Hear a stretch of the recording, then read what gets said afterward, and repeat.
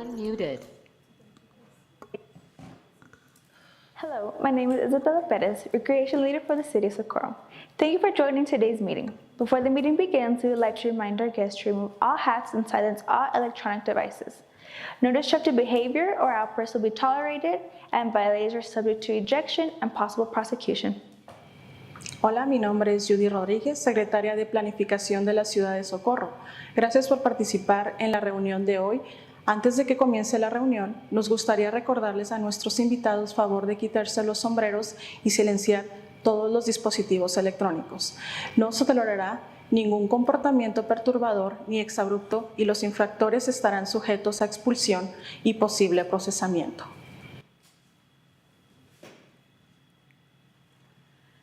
It is 8:09 a.m. This meeting is called to order. Item number 2, Pledge of Allegiance and a moment of silence.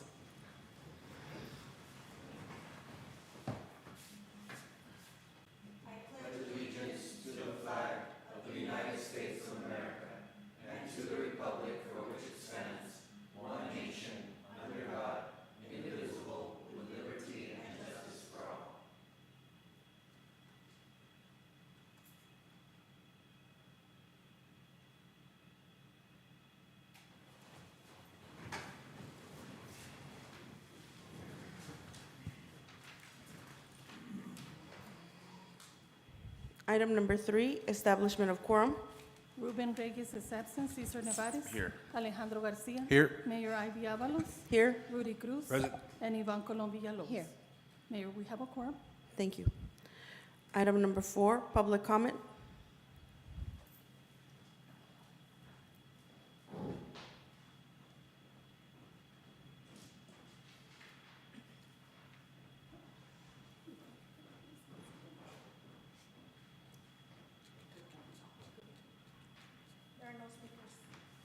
No speakers, Mayor.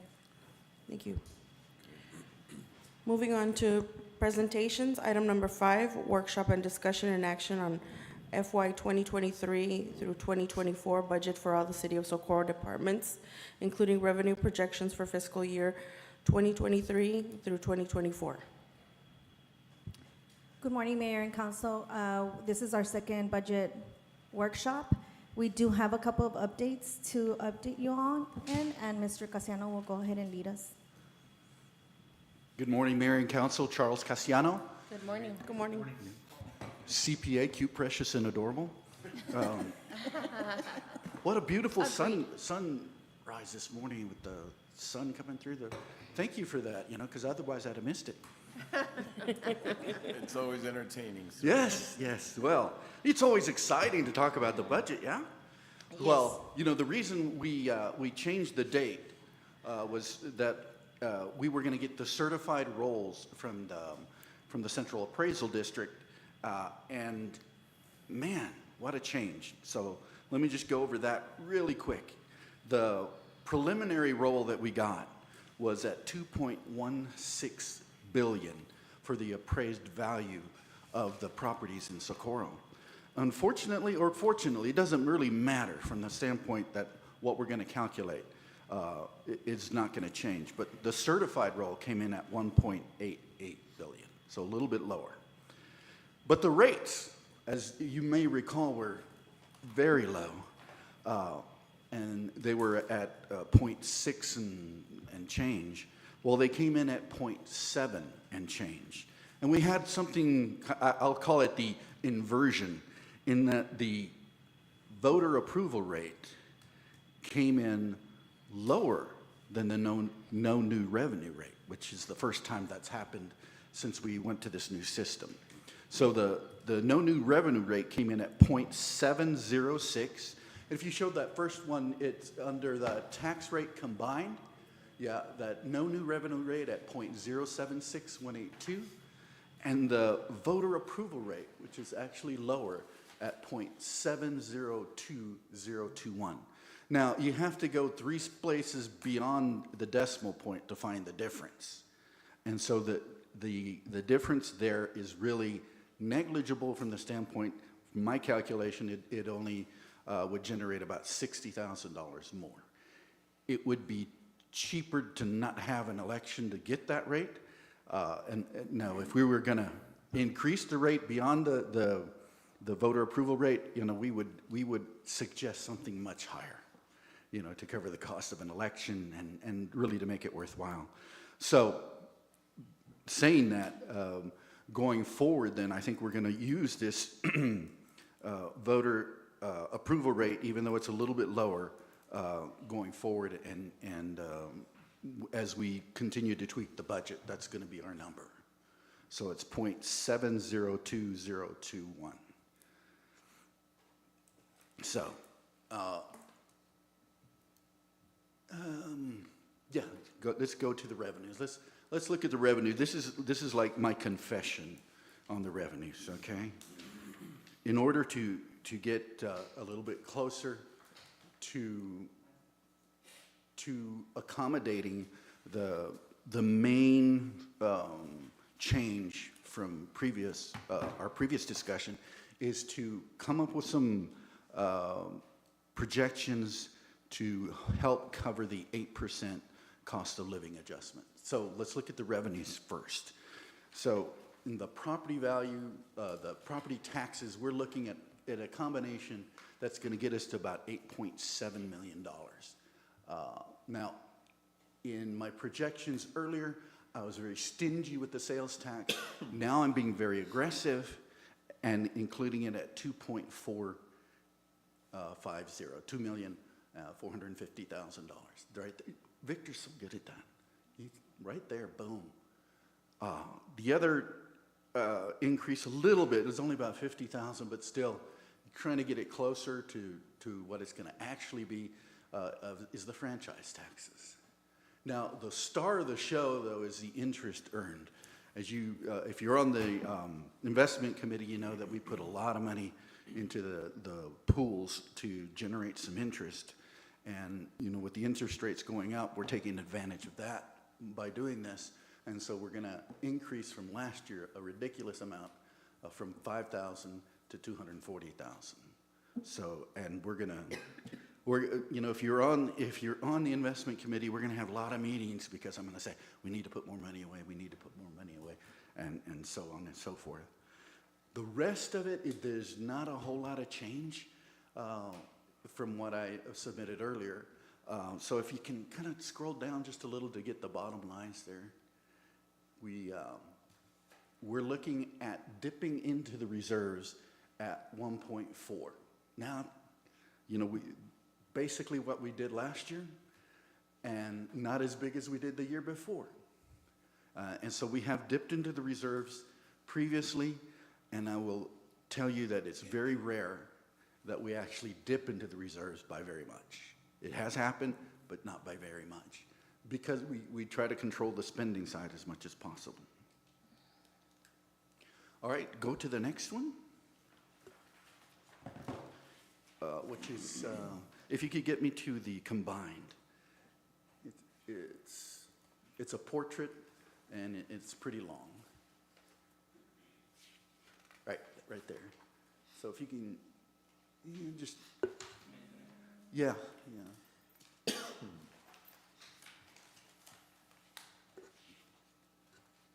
There we go. Yeah, so the thing we talked about is increasing the wages by an 8% COLA, and we previously had it at about 6.4, almost 6.5 million for salaries, and now we're increasing it to 6.9, almost $7 million in salary right there to accommodate that COLA. It's something we're going to tweak. We did not include in our calculation any vacant positions, and there were a few, and some of them were pretty high positions, so it kind of brought it down a little bit. And we're probably going to have to look at overtime, because overtime has been it's been a concern, and so we may look at that some more. So it brings our overall personnel cost to 9.7 million, and if we kind of tweak down, scroll down a little bit.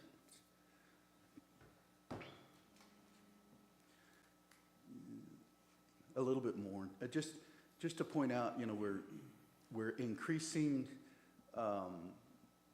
our salary costs, but we are decreasing the operating costs somewhat. Yeah, to the very bottom.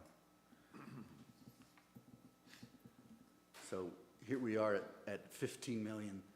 We're kind of cutting back on property and equipment. Although there's, you know, right now there's other monies that we can use if we need the property and equipment through capital, or if it qualifies for ARPA, there's always that possibility. So right now we're looking at a little over $15 million budget.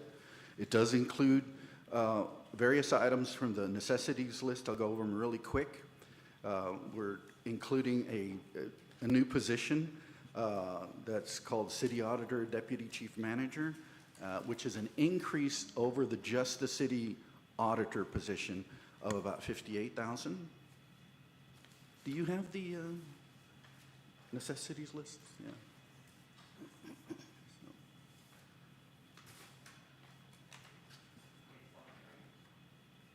Yeah, Excel. Yeah.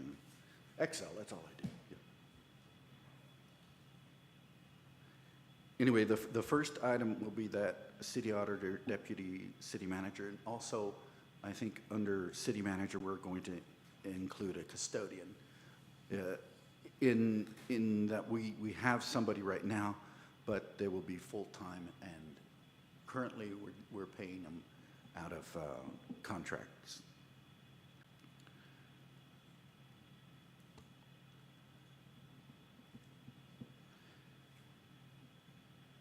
There it is. There we go. So right underneath that then is Public Works. We're looking at a service contract, an increase for cleaning the 60 ponds that we have, and taking care of that, and basically allowing the Public Works people to do other things besides cleaning the ponds. We just recently got information that the fire and ambulance service contract is going to increase by $80,000, so that's a little bit old, isn't it? And that's an older one. Yeah. So, and then the police department, property and equipment, 57.3, which for the police department, that's pretty reasonable for them. Also, an administrative assistant,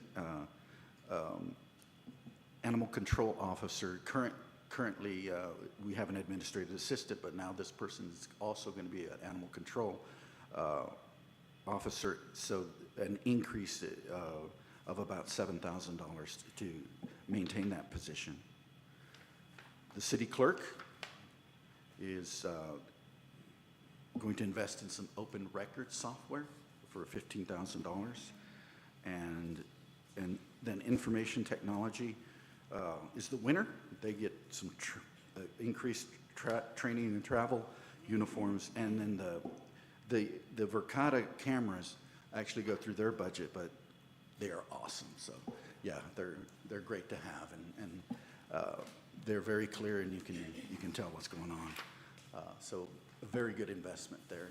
And, you know, for a necessities list, it's pretty moderate, you know, and nothing exorbitant or anything too crazy. We're basically including that 8%, looking at a dip into the reserves in worst case scenario of 1.4 million. And that's something we've done before, something that unfortunately we're actually kind of comfortable with, because we know we're in a pretty good position. I know the auditors made it a point to note that the reserves are strong, and that we're in a good position right now in this point in time. Do you have any questions or concerns?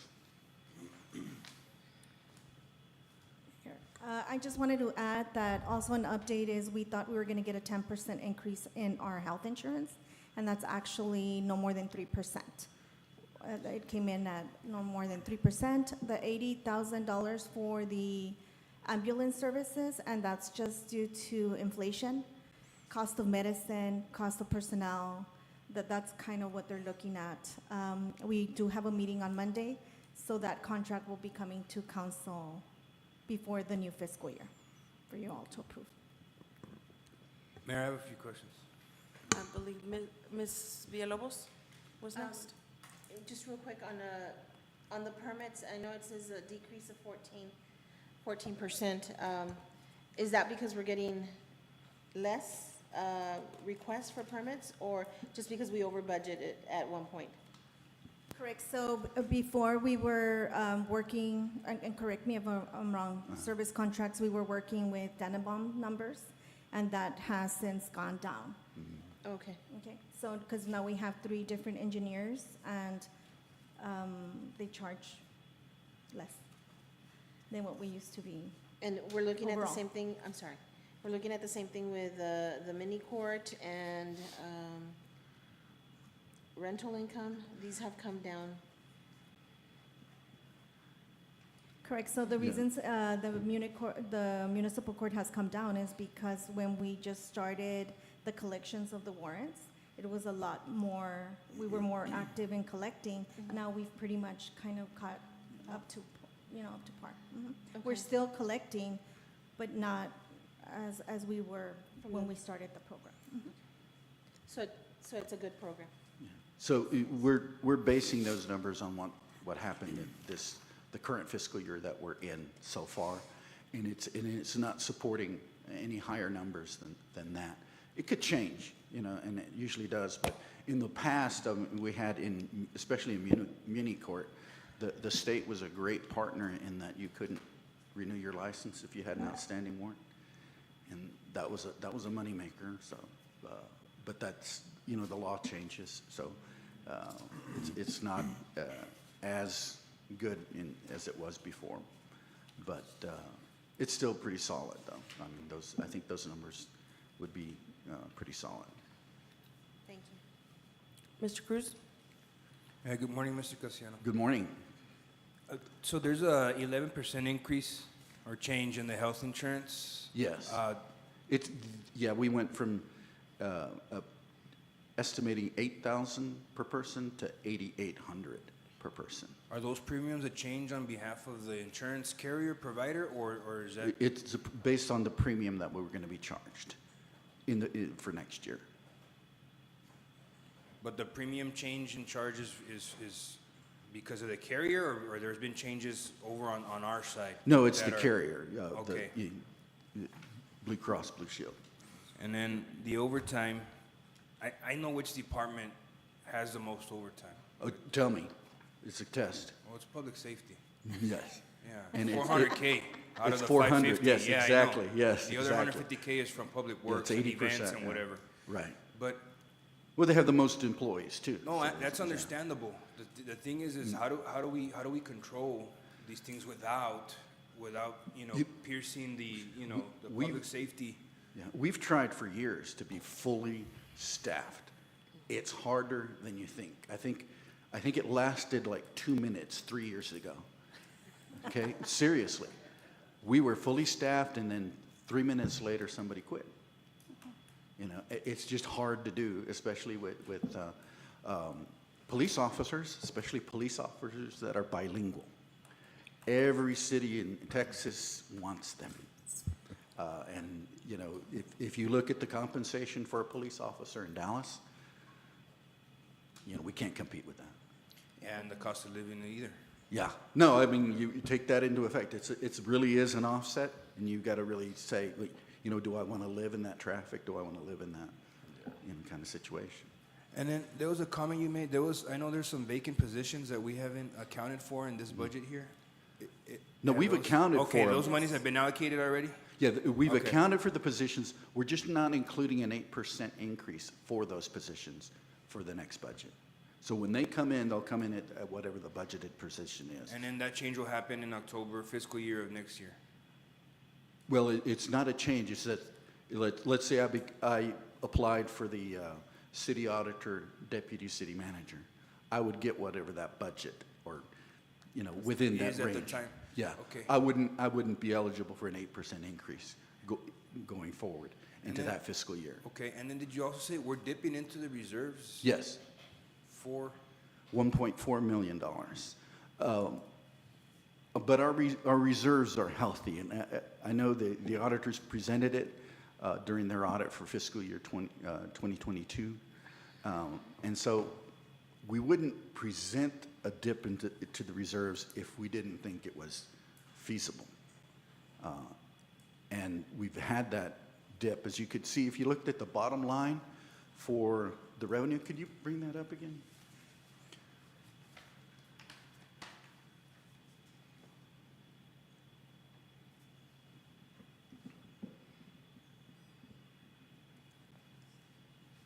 Yeah, that's the one. And then to the bottom of it, yeah. As you can see in the highlighted line there at the bottom, that's the prior year's revenue, that's the reserve that we're dipping into. And you can see we've dipped into it consistently on the budget. But as far as actuality, we've never dipped much than a couple, maybe $300,000 into the reserve. So it remains healthy. okay. It's just, we put stuff in the budget so that it's there if we need it. If we don't need it, then we don't use it. And Right, you build it just in case, and then Yes. we use it, but we know it's there. Exactly. And so I'm trying to understand governmental reserve. I know my reserve, like personally, is like, Uh-huh. hey, we've been in the It's your reserve, but retained it's not earnings, right. yeah. Like, hey, It's your we need to retained earnings, right. Tone it down, Rudy, Yeah. with the Whataburger, Yeah. But okay, all right, Yeah. But our reserves are much bigger than that 1.4. right, okay. Thank you, Mr. Cassiano. Mr. Nevares? So what are we doing to prevent, what corrective actions are we taking? I mean, we know that cushion's there, Right. but we must do something. This overtime is really killing everything. Now, we need to be competitive. Yeah, You that's said true. it yourself. Right. But we're wasting a lot of money on training. I told you guys, we're wasting a lot of money on training, getting folks prepped, and then they leave because they're offering them a couple $1,000s more. So it goes back to the salaries. Well, if it were just a couple of $1,000s more, then Well. we could probably compete. Yeah. But the problem is, we're not I- doing I- anything about it. I made the mistake of looking at what an officer makes in Dallas. They have like 14,000, well, 14, maybe 14 different compensation buckets that they can access. They have this allowance, that allowance, an allowance for haircuts, which I don't need, but.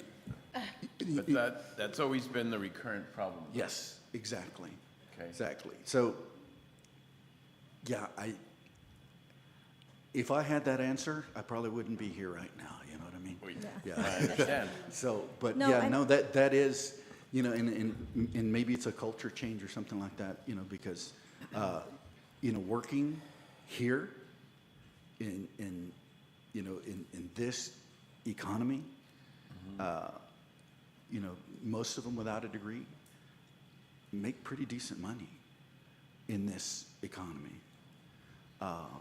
And, it's kind of maybe our fault. I think what you're getting at is that we need to sell it better. Exactly. Yeah, we need to sell it Exactly. better, yeah. I see what you're getting at, yeah. Yes. So, I face that problem constantly as yeah. well. Well, yeah, But we have to be competitive, or yes. Yes. The unfortunate part is that we're 30% under market, right? And as you see in the numbers, we're already dipping in 1.4. And that's not for your salaries, correct?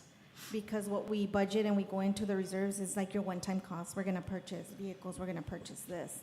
What we don't want is to give that 30% increase, and in the next 3 years, you're laying off people because you can't afford that offset. What we're trying to do is assist our workers, like with cleaning of the ponding areas. How can we fill in those positions? Also on the overtime, I wanted to mention that Stone Garden comes out of salaries, correct? We pay Stone Garden out of the overtime rate? Well, we pay Stone Garden at the overtime rate, But but we it do doesn't get come out of the reimbursed. general fund. Correct, but it doesn't hit the general fund? No, does Okay. not. No, it comes out of the grant. But you're paying through salaries. When the grant comes in, does it get placed in the overtime line item? It never hits the general fund. It goes straight to the grant, and then the grant is reimbursed. So it's an offset. But not all, we're not, that overtime reflected there is from the general fund. It does not include any of the grant overtime. Mayor. Mr. Garcia was next. Just a personal comment. My friend of mine is a police officer in Dallas, Okay? and he makes over $120,000. And that's what we're dealing with because they have so many overtime opportunities. Yeah. They have so many stipends, and trust me, I've tried to get him back here, and he's like, "There's no way, I'll never make it." And so those are the things that we're dealing with because we're a small city. But I think we should start thinking outside the box and see what we can do to retain our law enforcement, because that is very important for public safety. Right. Or we can start doing other programs and see what other cities have done to bring or to retain officers. As an educator, if you were to say free health insurance, everybody would teach. A lot of people would teach. We have free. And exactly, that's exactly what I'm saying. Yeah. So sometimes the priority is not that, but it's something else. And like Mr. Castellano says, is that if you can do that without going to school, then it's a lot easier. So I think we need to think outside the box and start making this a priority to keep our law enforcement here and see what else we can do for them other than free insurance and the pay, because trust me, there's going to be people want to stay here for other reasons and not just that. Right. And let's hope we can find something Yeah, like that, working agreed together. 100%. Like, I believe that also accountability and just making sure that everybody's treated the same, Right. consistent, and that's something that we're currently really emphasizing on, especially with the departure of Chief Burton. We've identified some places where we need to do better for our officers, and that's kind of what we're working on right now. Excellent. So I just think that we just, I guess, find every other which way to try to get them here, because the way we're going, it's not helping, and just make it a good environment for everybody. And in my head, it's time and a half. Time and a half. Mayor, after Mr. Cruz? Okay. Mr. Cruz? So I think there's a miscellaneous cost that we're not tracking, or we can't put a true hard number to it. And it's the cost of hiring new individuals. Carol may be able to answer that. I don't know what that number looks like right now, but to onboard a new employee, it's thousands of dollars, okay? So I think that the amount of officers who leave the department and we have to go through the process of rehiring those individuals can be offset with either raising salaries, but how we raise salaries is also one of the things that we need to look at also. I think a grant writer specific to the department alone would help offset the cost and at the same time pay for that individual through the writing of these grants. I think that's one way. Another thing we also need to look at is look at other funding opportunities that maybe the city of Dallas has taken advantage of that we as a department here in Socorro haven't looked at or don't know about. Those are other options for us that are going to make our police department more viable and just more stronger in that area. At the end of the day, overtime for a police officer in our public safety is something that we are not going to compromise at any level here in the city of Socorro. Our residents are not going to, you're not going to get an officer when you call 911, okay? That's not going to happen here. You're going to get that response. But I think we're all on the same page here. Say what steps are we taking to make sure that we better that system? But we can talk about it till we're blue in the face here. I'm a numbers guy, and that's what I'm looking at. So what the numbers tell us, though, is I think what Mr. Nevares is singing about over here is he's saying we need to sell Socorro a little bit better. I mean, it's a great place to live. It's a great place to work. Think about it. You need to attract and retain. Yeah. Ms. Villalobos? Mr. Garcia touched on something that I've always wanted to know is, I know that we have requirements to hire certain individuals that are in, you know, in different positions. But I think he touched on something that, is it a requirement from the state that we, or that they have college to be able to be police officers? Because we have a lot of individuals that are very capable, they just can't go to, they can't afford it, or, you know, they have a family but would love to be, you know, in the law enforcement. But is it a requirement, or is it something that we have as an ordinance? So your TCLO required to be certified as a police officer. Your what? Doesn't I'm sorry. require you to have a bachelor's or a master's degree to be an officer. And we also have our recruiting where people that don't have that license or that peace officer license, we do hire police recruits, right? And we send them to community college to get their license. They sign a contract that they need to be with us for 3 years, and we assist them in that process. I think those that are in law enforcement might know that, but the general public has a conception, so a lot of the general public, that you have to have college hours in order to be in law enforcement, or to be a police officer. I beg to differ, because we do receive a lot of applicants that want to be police recruits, that know that the Right. degree is not required. Now, degrees are required for higher positions. You know, if you want to become a sergeant, if you want to become a chief of police, we do require Okay. a degree, just because the administrative role, you kind of need those type of certifications in order to be able to run a whole department, understand budgets, understand, you know, the operating behind it all. Well, and that's great that, you know, that we're hearing that we have applicants that don't have law enforcement and they still apply. But it's maybe something that we could continue to push, you know, because I think there's more that don't have a degree that want to be than, in my opinion, than those that do have a degree and come in here for, you know, for the education and we're a stepping stone, you know, because in other places, I think they have higher requirements. So I think that's something along the lines of not only for retention purposes. Yeah. Thank you. And when you say certain positions that require a degree, does it include or years of experience? Some of the positions do have the, 8, 10 years preferred or 5 years preferred, depending on the position that you want to hold, Okay. right? But then there's some positions that do require a degree. I mean, but those are very far in between, Yeah. just because of the title, salary, all of that takes in. I mean, we don't want to hire a finance director without having a CPA. Right. Right, so those are just kind of like the positions that do require education. Mr. Garcia? Can we up the retention of 3 years to 5 years they owe us for helping them? You can, but then your recruiting becomes a lot less. Your pool becomes a lot less, Okay. right? And I think that people being able to retain or even finding employees in this market nowadays, it's not an employer world anymore. The employees are pretty much setting, this is what I want in order, for me to come to work with you. And that used to not be the case 5 years ago. Thank you. Mayor. Mayor, 1 second. just real quick. No, I'm next. No, I I need to go to the bathroom. Will I break quorum? I'm sorry. No, you will not. No, okay, alrighty, because I can't.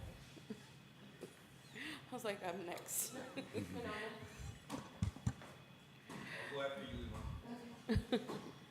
I kind of lost my train of thought now. Well, I think, just throwing it out there, we're going to have a new police chief. That maybe these are things that we can be looking for in this next police chief. Someone who can rally the troops and inspire, to be not just a good police officer, a good citizen, all that stuff, but to actually buy into the community and say, yeah, this is where I want to be. Right. Just throwing that out there. I don't know, are we having a job fair anytime soon? A job fair?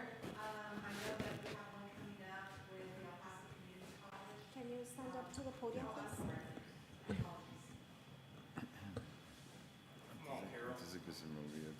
Good morning, everyone. Good morning. Yes, I'm projected to go on to a job fair. I believe it's going to be coming in September for the El Paso Community College, at which time we will be advertising all of our positions that we currently have vacant. Okay. And do you expect any hires at this job fair, or what do you typically see? It is, we've recently have been out at some of the events that we've had sponsored here with the city of Socorro, where we've had a booth out there, where we've had openings and opportunities for us to talk to individuals and potential applicants. Unfortunately, I've not been very successful in seeing a huge return. And just reiterating in what Ms. Rodarte is saying is that we do have a lot of opportunities for those individuals by advertising our benefits, what we do offer the employees, the fact that we do have tuition reimbursement programs that are available for our employees that the city will sponsor. You just need to sit down and talk to your managers to let them know that you're interested in pursuing higher education. We also have, of course, your merit increases that are afforded to all employees. Based on their performance, et cetera. And of course, the huge benefits that we do offer and the packages that we do offer. So every time that an applicant comes to the booth and we sit down and we talk to them, I'll share all that information with them and let them know the opportunity, what we have, particularly for the police recruits as well, is that we do offer this, we do put you to school. All we ask is that you give us 3-year commitment. For you to reimburse back what the city is offering you, with the opportunity for receiving pay during the time you are attending school. So they're not attending school with no salary, because we are paying them for that as well. So every opportunity that I get, every phone call that we get, I'm upgrading the Socorro benefit package, and the fact that it's a nice community. We're a family, and so yeah, I do everything that we can. So every opportunity and programs that we offer with the city and events, then we do offer that. And we do have a new easel, I believe, that Mr. Reta created for us. So every time we have the booth, we'll have a little QR code that they can just put in their phone and they can apply directly. We've made our applications fillable online so that all they have to do is fill it out, and then it comes directly into the HR department. So this is the first time you're going to be using this QR code? No, we've had it in place for the last 2 events that I've been in. We had the 4th of July gala, and then we also had the event over here at The Movies Under the Stars. Yes, that's correct, Movies Under the Star. And then we also had the event where they had, I don't remember the event, but it was on a Saturday that I went up there with Isabel, and we also presented our QR code too. My business card's also on the back, has the QR code, so that anytime I pass out a business card, it'll have the QR code on them so that they have easy access as well. And do you see something maybe that you need, or something that would be a better option for these job fairs to get you a better turnout? I think that as long as we all continue participating, it would be nice every once in a while that having our police officer out there, selling the event as well. And so I cannot say that I do not have the support of the city, because I do. Okay. From all levels, from all departments, as even down to the public works, where they're always advertising for us as well. So Mr. Reta, anytime I need anything, he's there for me. He gives me creative ideas, and so we start doing that. So yeah, I mean, even from council, that would be great. Thank you. Yeah. Mr. Nevares? This is a 4-part question. Yes, sir. Sorry. So, yeah, I was going to say, have we compared what incentives other cities our folks are leaving to have in comparison to ours? And if so, make a list so that we can start working on those. Can do that. Are we having employee meetings on a weekly basis to provide information and at the same time gain some feedback from them? Third, do we have an employee suggestion program which will help us make changes, improvements to our current procedures and processes?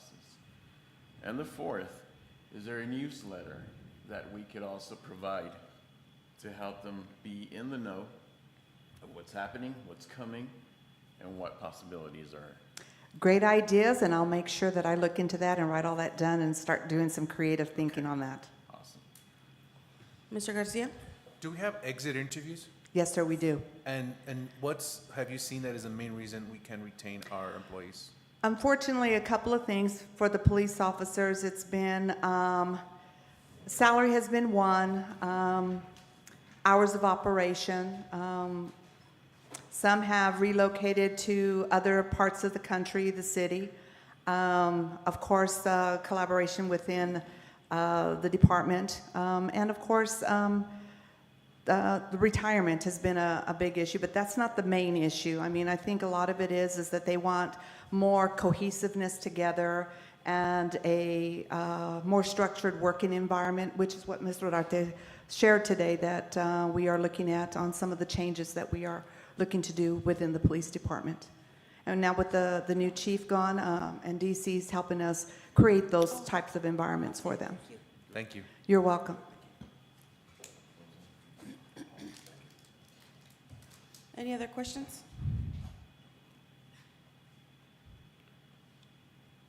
Thank you. Thank you very Thank much. you.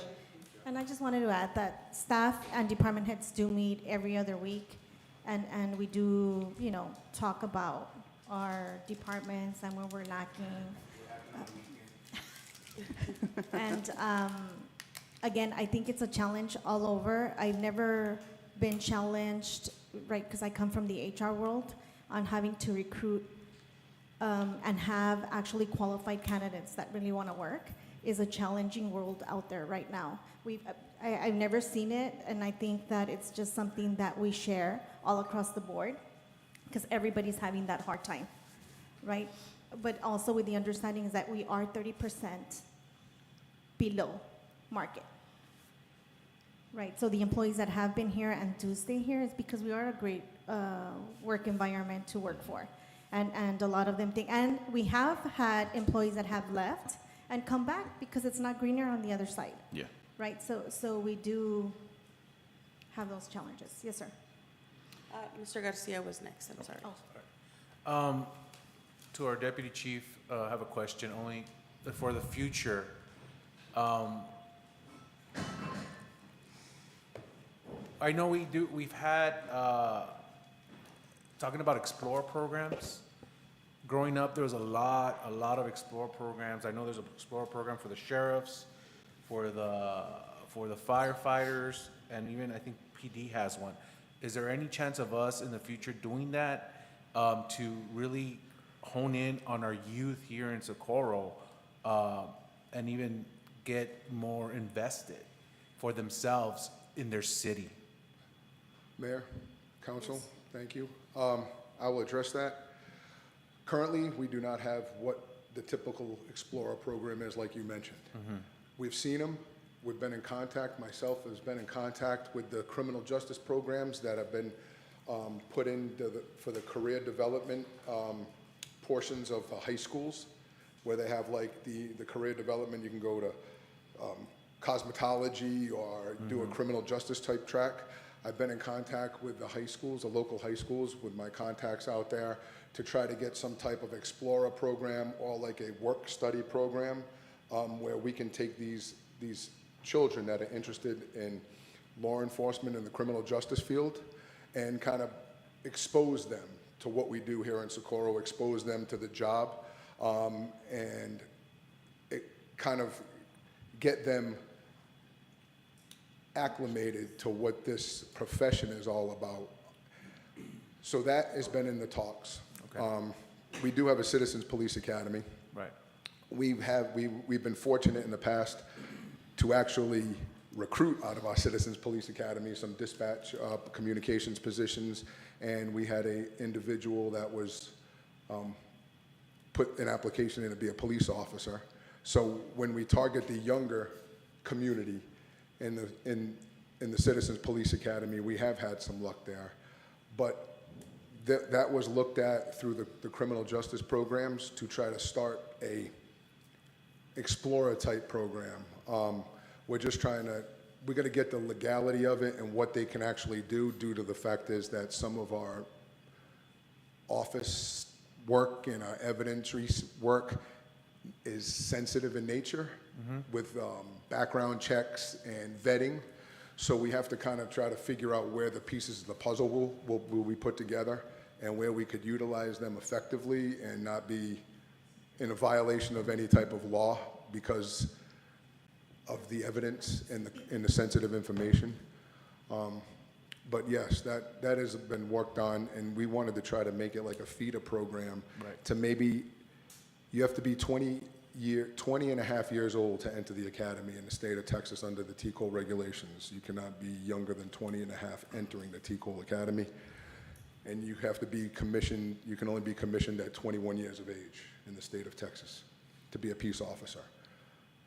Telecommunicator, office staff, stuff like that, as long as they're 18, they clear the background, they can work in this career field as a non-police officer, but in the field.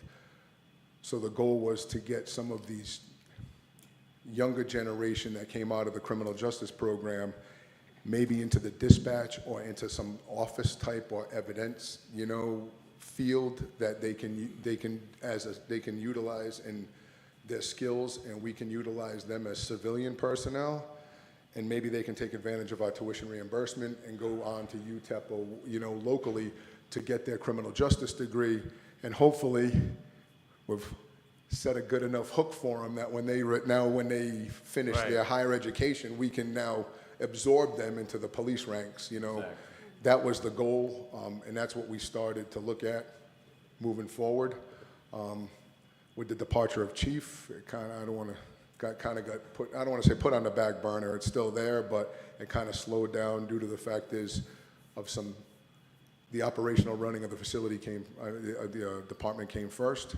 So with that being said, that is in the works, and hopefully in the near future, I'll have a brief for you and see where we picked up on this. With the new school year coming up, we will start making our contacts again and go from there. That sounds great. Thank you. Any further questions for the department? No, if I may. Yes, Mr. And it's Armadas? more of a comment. Yes, sir. I've been doing operations for more than 30 years now. And I can tell you what's helped me is empowering people and providing these tuition reimbursement, all these perks that folks, because a lot of them come back for that and not so much their salary.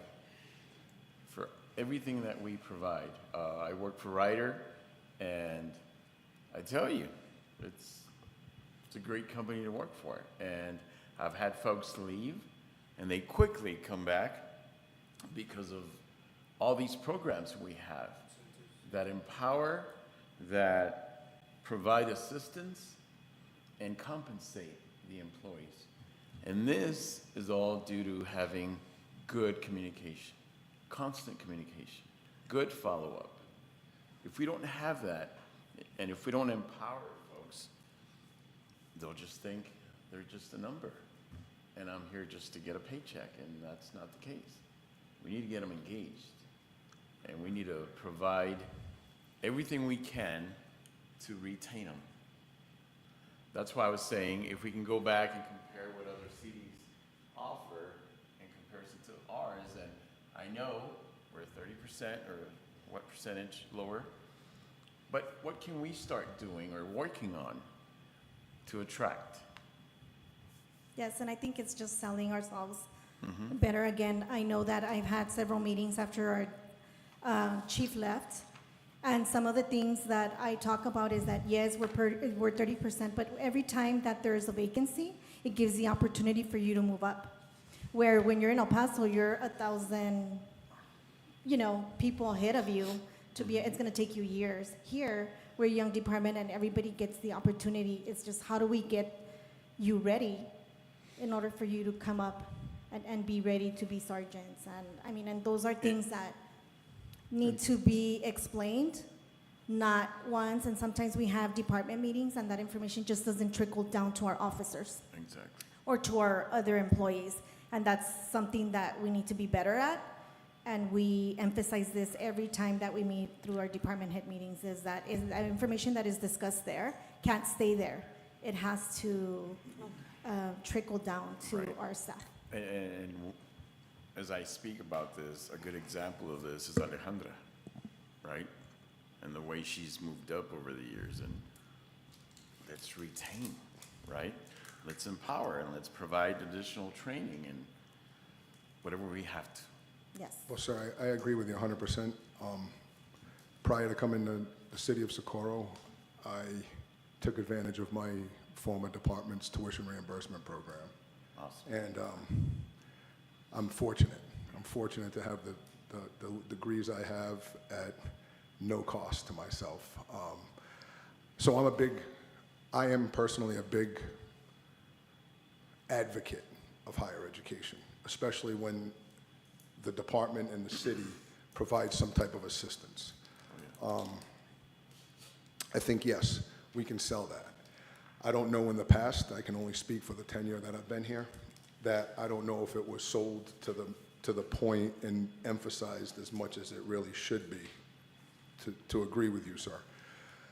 I think we should sell that as a department in a city, due to the fact is that in this career field, at least, and I can speak for the police profession, to move up, to get senior positions, you do need higher degrees. There are requirements out there that require individuals to have bachelors, and honestly, you're not really competing even as chiefs now without master's degrees, and that's just the way the profession has evolved.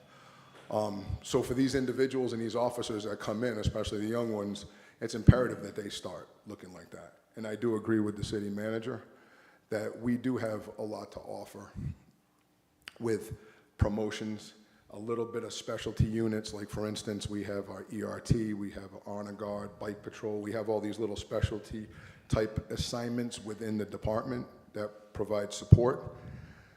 Well, here, you can be off probation, which is 1 year, and try out for that unit and make it. Bigger departments like El Paso PD and stuff, for you to be an FTO on SWAT for these things, you have to have 4 or 5 years on.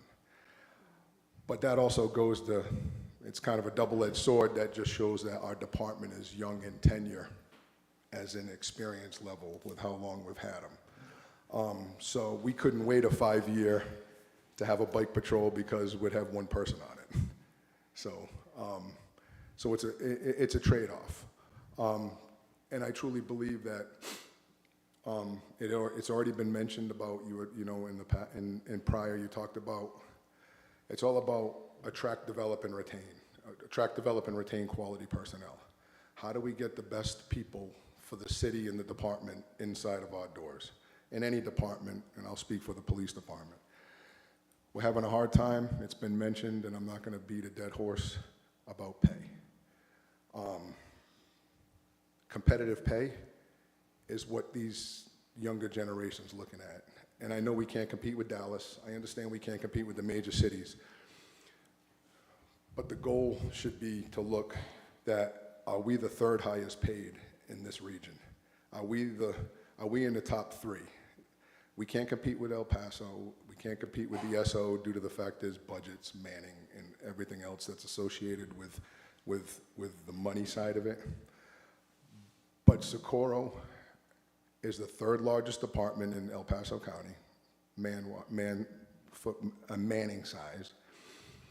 And we're also the busiest small municipality for calls for service. So we're looking at coming up on potentially 35,000, 36,000 dispatch calls for service in the city of Socorro. Now, mind you, that's not all criminal activity. We have a safe city, we provide a great service, but these are dispatch calls for service that we are mandated to send an officer to the constituents of the city and to provide them a service.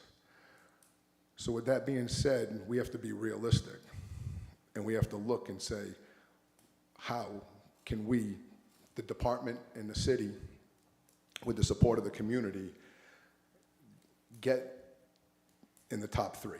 How can we get there? Because our officers are providing quality service to the city. We have a lot of city support and we have a lot of programs that assist us. But how can we attract, develop, and retain? Because that's the key right now. Prior to coming to the city of Socorro, I worked for a city in Seguin, Texas. That's where I started my policing. They're a 66-man department. They handle 70,000 calls for service. They're about compatible to us when I started. The size, the demographics, and the calls for service. They start at $63,000 a year with a $3,000 sign-on bonus, and they're still hurting to get individuals. It is kind of the nature of the profession. So, with that being said, we do have to go with tuition reimbursement. I know we have a good benefit package with the medical benefits, with the employee medical benefits. But a lot of these younger kids and a lot of these people we're trying to retain have families. So how do we adjust and make it more cost effective? If we can't raise the pay, how can we make it more cost effective? Maybe if we could look at that for like the family plan, because they do have families and they're young officers starting young families with young children. We do, and prior to me getting here, we did the recruitment, and it's the recruiting coming out of the El Paso Community College. I believe that provides a value, but in discussion with the city managers in the past, there's also some cons with that, because all we're doing is getting green officers to come through the door, and I don't mean that in an adverse way. We get young officers that need to be trained, that don't have any experience. We get like day one officers out of the academy. We need those because there's some foundation. They set a good foundation for the department. But secondary to that, how do we attract and retain officers that left?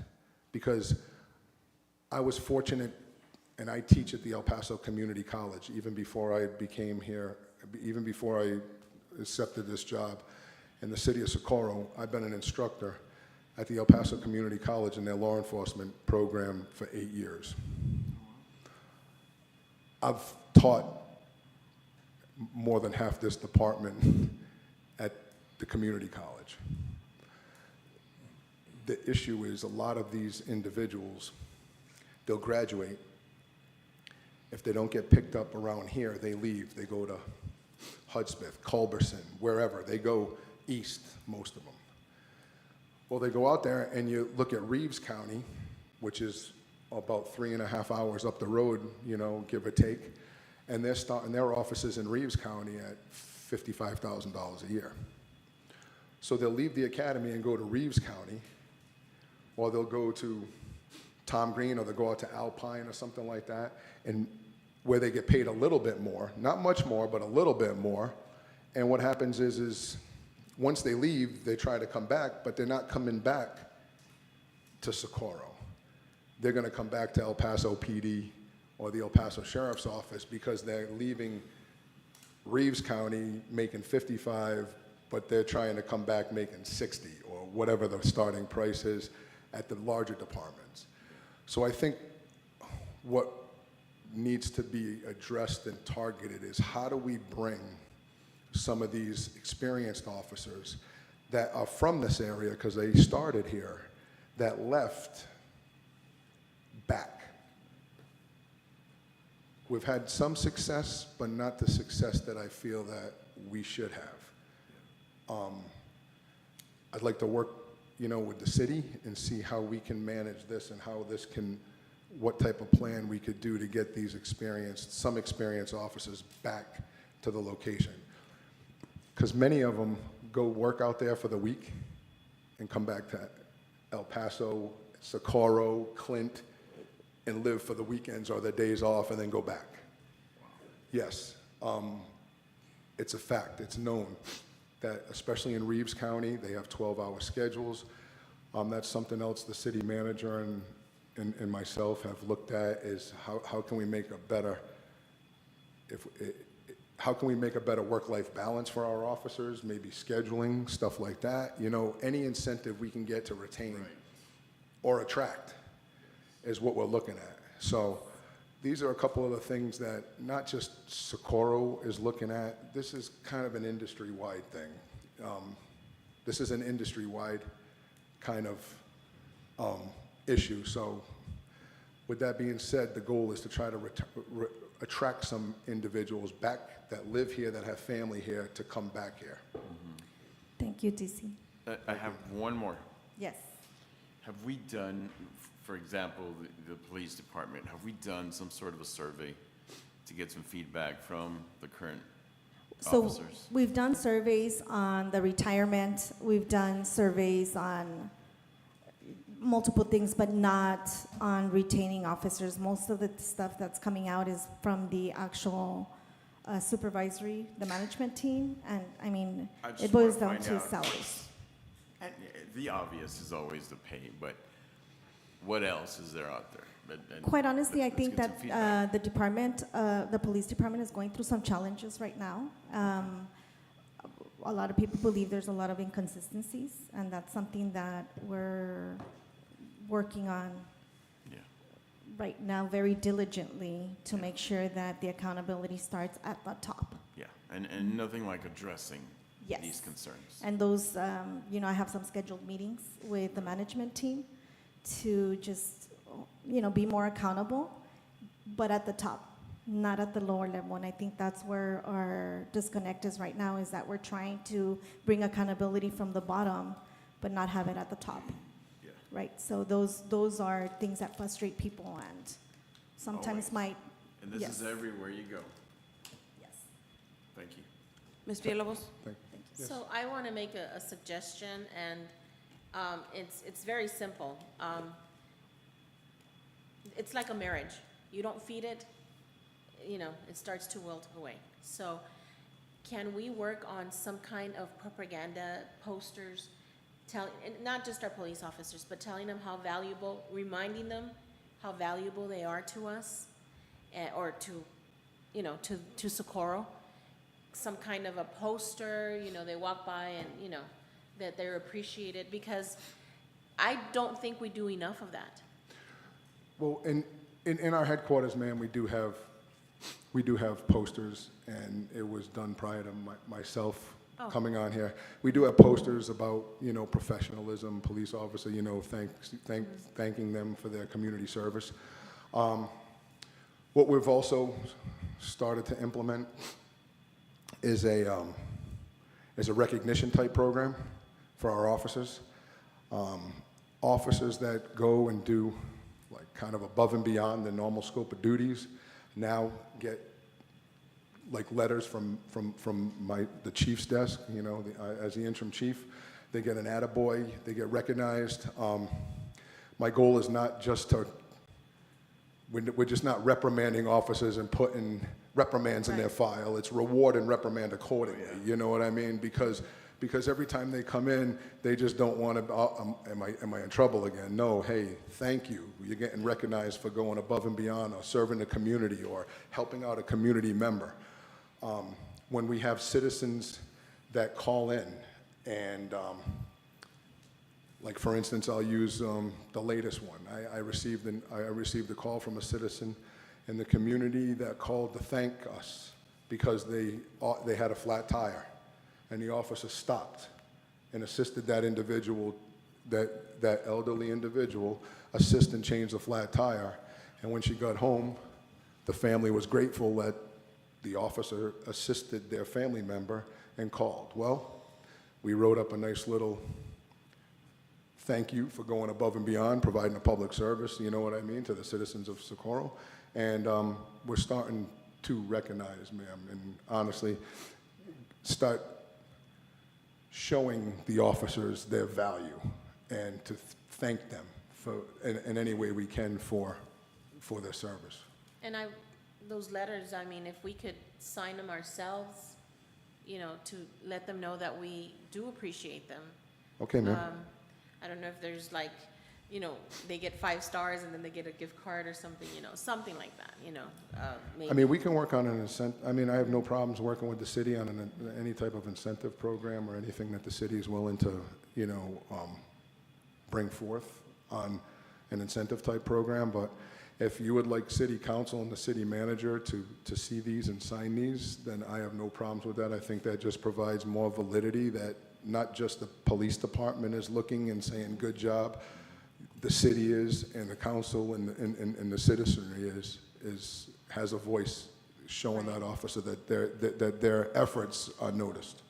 And I tell you, because my husband works for Ryder, and he's always getting gift cards, like every week, he has so many gift cards, right? Because Recognition goes a long way. Yeah. Yeah, because his truck is always, every time he passes, his truck is 100%. And he's very anal about that. But, yeah, and he talks about, well, because he stays on because of his gift cards. I don't know if he's joking, but yeah. No, they do. But I can do that. I can work any type of recognition through the city manager's office, and that can get to council, if council would like to see it and sign off on that. Yeah, we want to sign off on more than just birthday cards. I agree with you, sir. Miss Olivia. Right, Mr. Garcia? So, you know, I'm hearing this and you know, it's something, public safety isn't very important. You know, it's the little things that count. You know, as a public educator, sometimes you get, you know, just a kid with a smile, and that's good. That gives you energy for another year. With that, I think we need to invest in ourselves and in our city, mostly. We did it with EMS.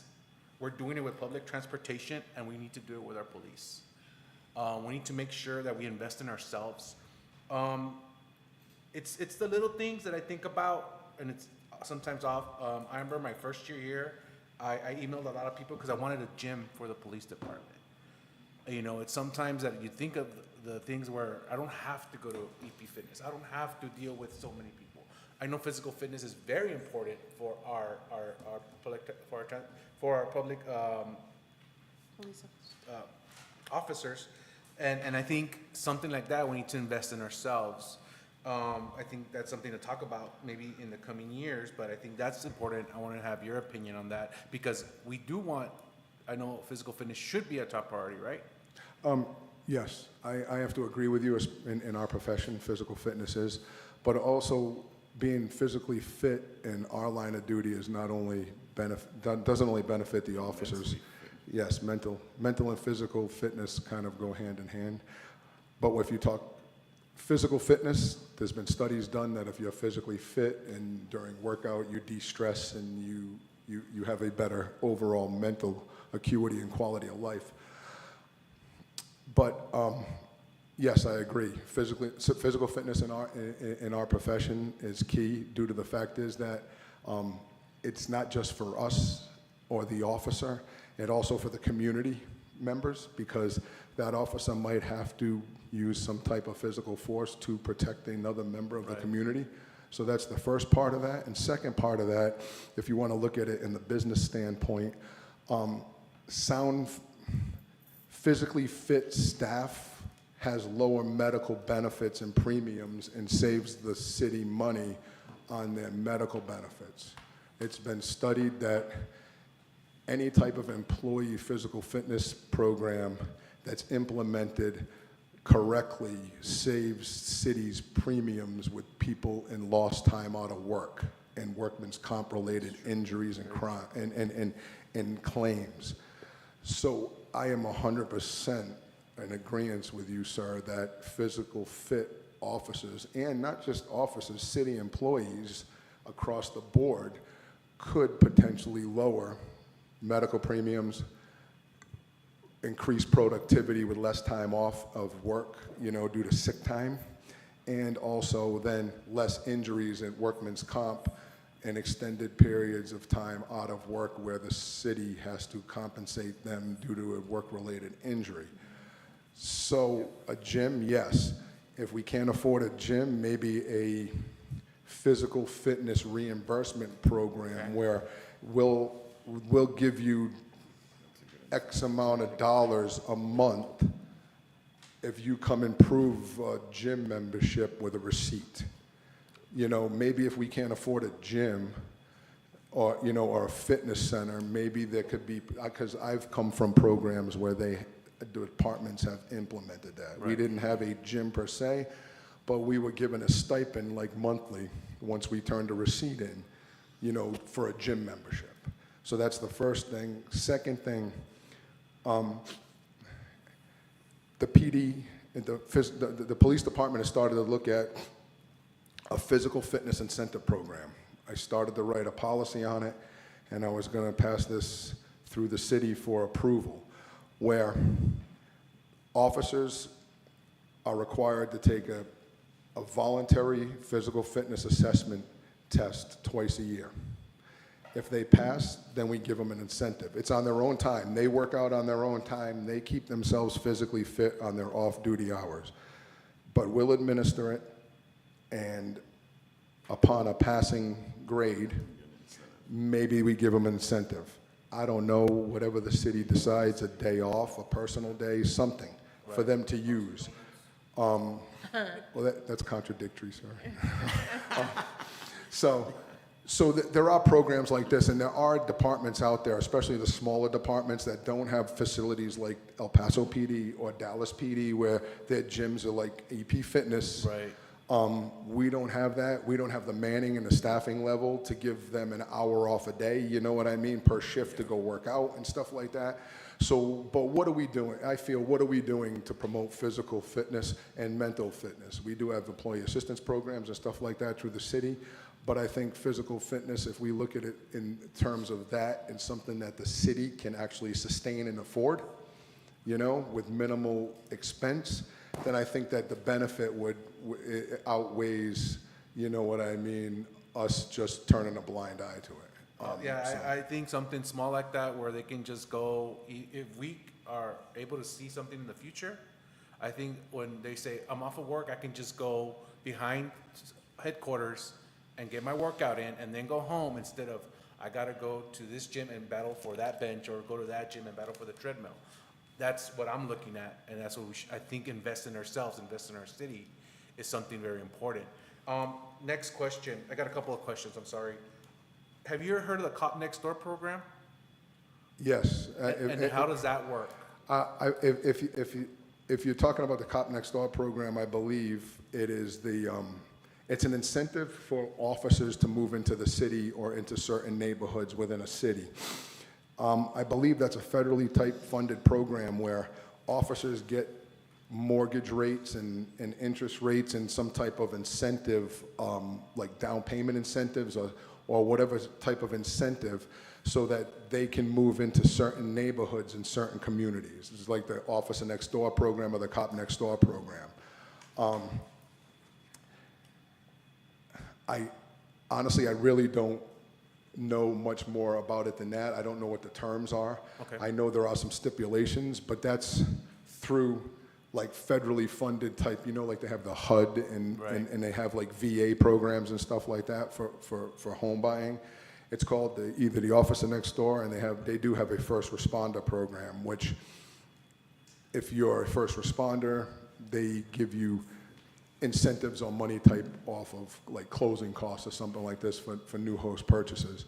But I don't know all the stipulations and the guidelines exactly for officers to take advantage of that. But there are programs like that. I don't know what neighborhoods in the city of Socorro technically would be considered a part of that program, because it's some cities they give it the whole city, but some cities they'll go by neighborhoods. It's kind of like, I don't want to say a disenfranchised neighborhood, but it's an up-and-coming neighborhood, and they want to kind of, you know, kind of revitalize it. So they give people incentives to move into those types of neighborhoods. Okay. It's Last called, question. I'm sorry, it's called a rural area. And we were at one point, I don't know if we still are. Okay. Okay? Okay. One last question. How do our schedules work? How do our police officer schedules work? Currently, our police officer schedules are working a five-day, 8-hour rotating shift. So we have day shift, evening shift, and night shift, 7 to 3, 3 to 11, 11 to 7 a.m. They work 5 days on, 2 days off, and then it rotates. So it'll move forward 1 day every week. There's one stretch in there where they have to work 6 days straight. On that 6 days straight, they're usually coming into a 3-day long weekend. So it works forward. Right now with the manning table that we currently have, it's working due to the number of supervisors we have, because we have to have a certain number of supervisors to supervise staff, you know, out on the patrol operations. And it's working, but we've been in talks with the city manager and the city to look at alternative type schedules, maybe a 12-hour schedule depending on our manning table, and 10s, but a 10-hour schedule, I don't believe we have the proper manning due to the fact there's a 10-hour schedule. Usually you'll have to increase your staff by 25% to cover the overlaps with a 10-hour schedule. You can usually decrease your required staff by 25% or 20% working a 12-hour schedule. But we kind of have to look at that. A 12-hour schedule in theory sounds great, but it is a long shift. We have to look at like attentiveness, their ability to work past the 8-hour threshold, and, you know, keeping them alert and safe, you know, especially while driving, because everything we do, we drive to a call. So there are some concerns with that, but currently we're on an 8-hour, 5-day-a-week schedule with 2 days off. Thank you. I have a couple of maybe questions and maybe some comments. First of all, you talked about mental health and maybe a gym. I just recently went to a grand opening for Endeavors for the Border Patrol, and they have rooms, maybe a couple of rooms. Well, it's a big building, I mean, so maybe we could have a couple of rooms where I know some officers maybe they might be having a bad day, they encountered something that they didn't like out in the field, just to de-stress. Okay. And I think that would work a lot with their mental health. That's just a comment on what Mr. Garcia had mentioned about the gym and maybe some rooms to de-stress. They listen to some music and they just relax for a little while. They also had yoga. I don't know if that has anything, it would be great for them. Also a comment on, this would be, do we have a sign-on bonus currently? No? Just something to think about. And then after the 3 years, the initial 3 years, maybe another bonus for retention purposes. For maybe another 3 years, 5 years, we might want to look into that and see if our budget permits. I believe we have longevity pay, don't we, ma'am? Don't we have a longevity pay program? Longevity pay? Longevity pay program. So I believe we Okay. do have a longevity pay program, which after so many years of service, you get so much monthly per years of service. Police departments out there right now currently have programs like this. Trust me, they're doing everything they can to retain and attract, just like we are, just like we need to do.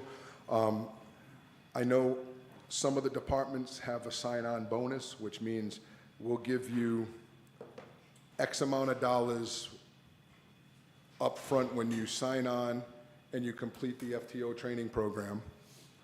And then after the first year, they'll give you X, and they usually break it down into either halves or thirds, depending on the price and what the city agrees to or what they want to do.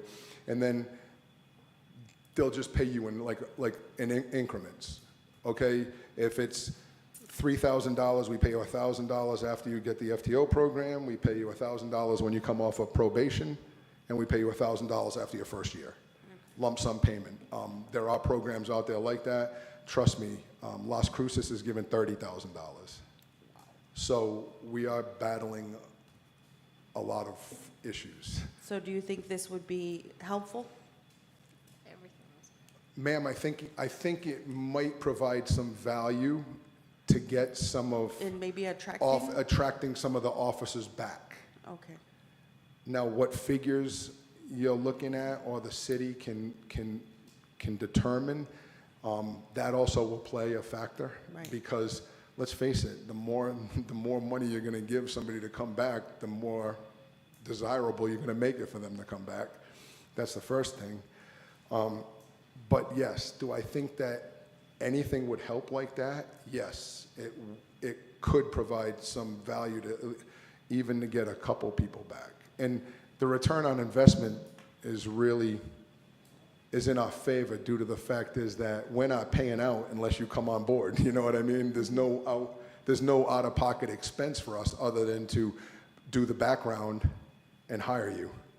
Because maybe having that extra bonus after the 3 years would be cheaper than, having to train them over again, having to send them to school and just giving them like you said, some sort of a bonus afterwards to have them, to retain them for maybe another 3-5 years. That's always an option. After your initial 3-year commitment, if you want to sign another, contract, depending on what the city's willing to, look at. Anything like that are tools that we could use to potentially retain individuals. Because I do agree with you,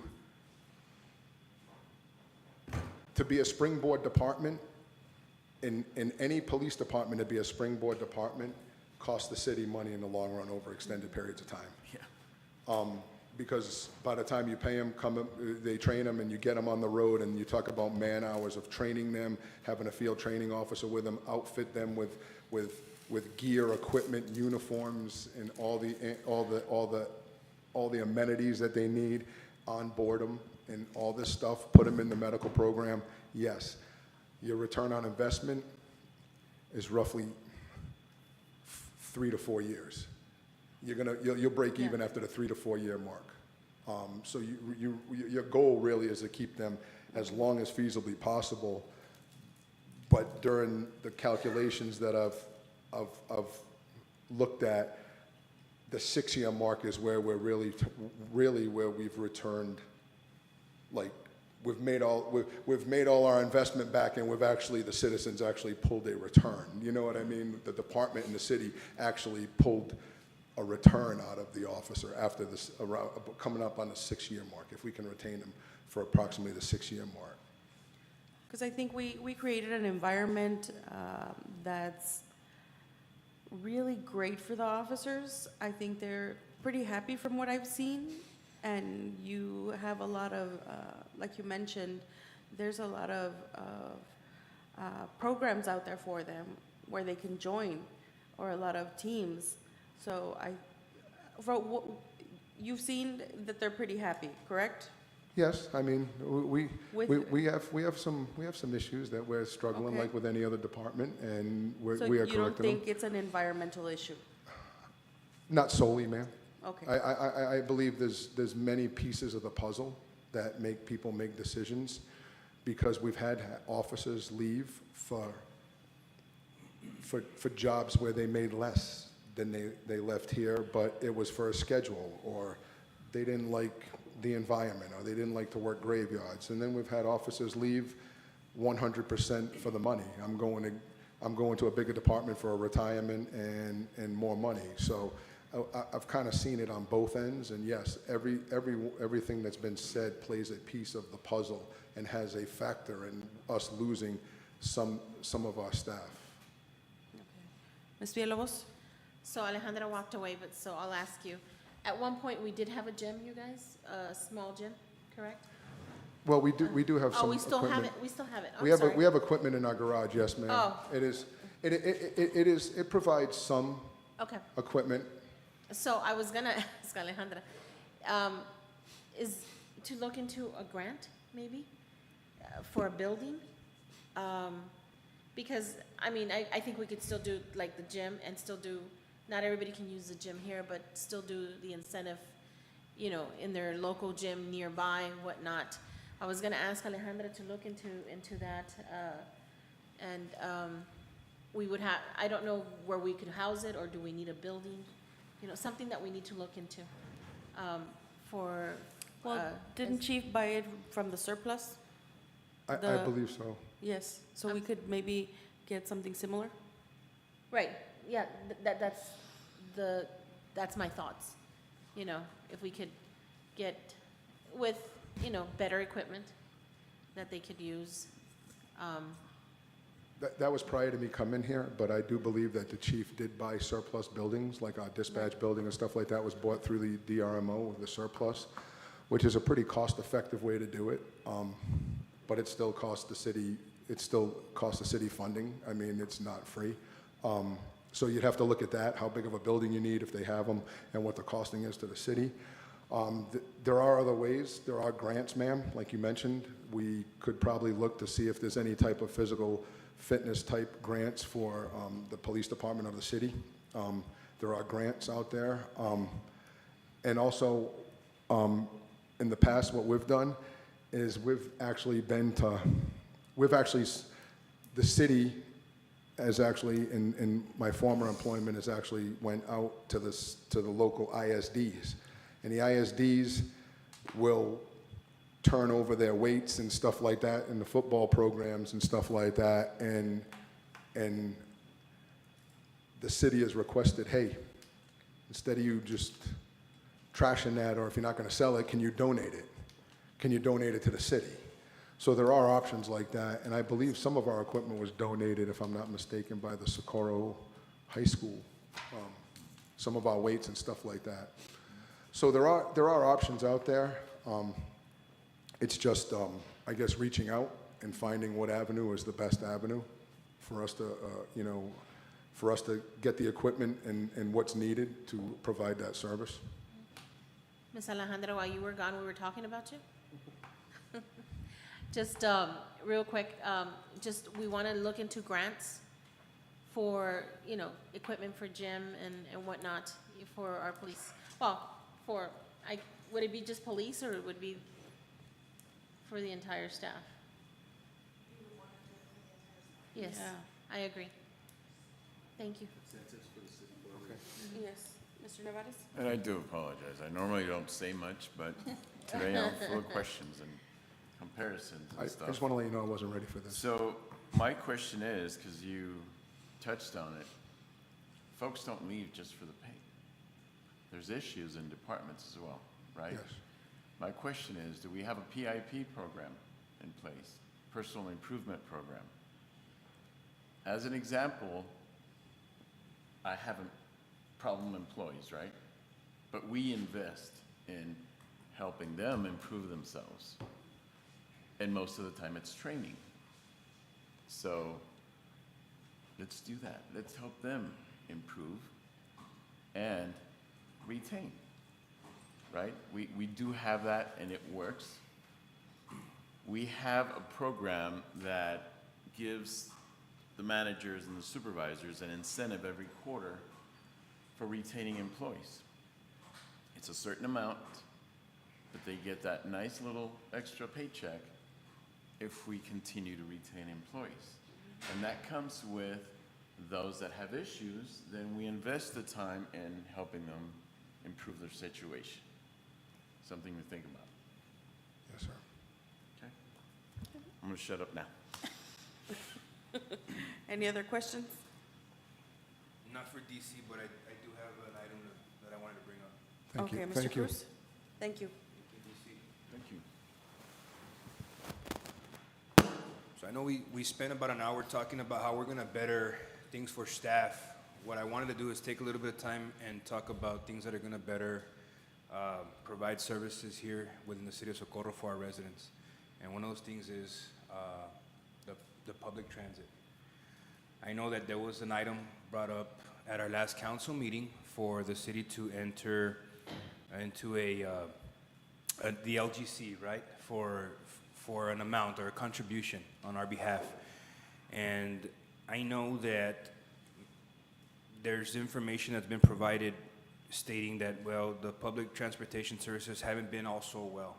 But at the same time, I understand that when you pay into something and you make it yours and you own a piece of it or you're a stakeholder, you get to decide what's good, what's right, what's better for the residents of your community.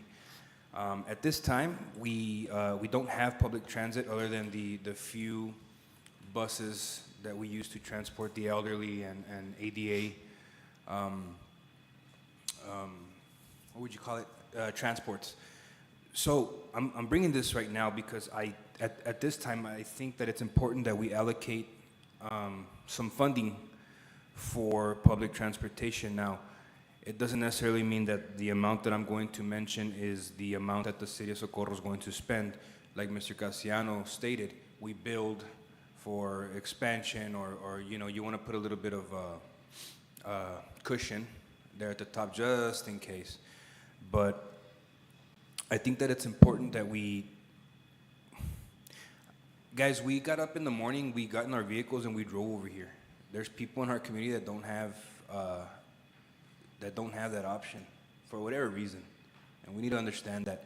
Now, how big that population here within Socorro is, I don't know. I don't have those numbers. I'm sure we can work them, but I know that in order for us to identify what public transit would look like within our city, if we were to develop our own system, there has to come studies and whatnot, and right off the bat, the study is going to be well over 100,000. I think that was what was mentioned at the last meeting. If we buy into the LGC or make our contribution, again, it's for as long as we want, and it's what we want, but now we have a seat at the table. But the LGC has been meeting, and we haven't been attending these meetings because we're officially not part of the LGC. And you're talking about municipalities such as Anthony, Clint, Horizon, San Elizario, the village of Vinton, and then obviously Socorro. Now, there's an amount for our local contribution at $103,000, $103,700. But that only gets you, you know, ADA only. But so there's a whole package.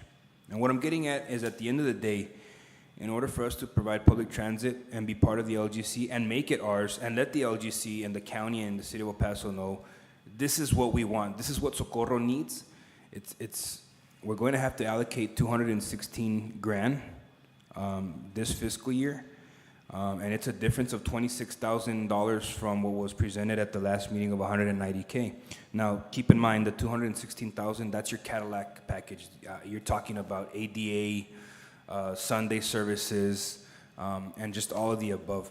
I'm looking at so many things when it comes to the city providing its own public transportation. I'm looking at insurance, I'm looking at liability, I'm looking at all those things. I'm looking at maintenance of our vehicles, I'm looking at fuel prices, I'm looking at hiring drivers. I'm looking at all these things that are already set up, and all we have to do is contribute our portion. Again, I'm not saying that this is the amount that we're going to spend. I'm saying it's the amount that we should allocate at this time should the council wish to continue providing public transit services to the residents of Socorro. Because at this time, we don't have any. How long it's going to take for us to develop our own system, we don't know. All I know is that we're going to leave our people without public transportation.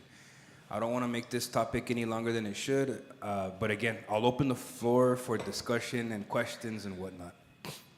We do have Ms. Ane Gutierrez from the Rio Grande Council of Governments. If she'd like to come up, in case you have any questions on the LGC. Good morning, everyone. My name is Annette Gutierrez. I'm the Executive Director of the Rio Grande Council of Governments. And yes, sir. Sorry about that.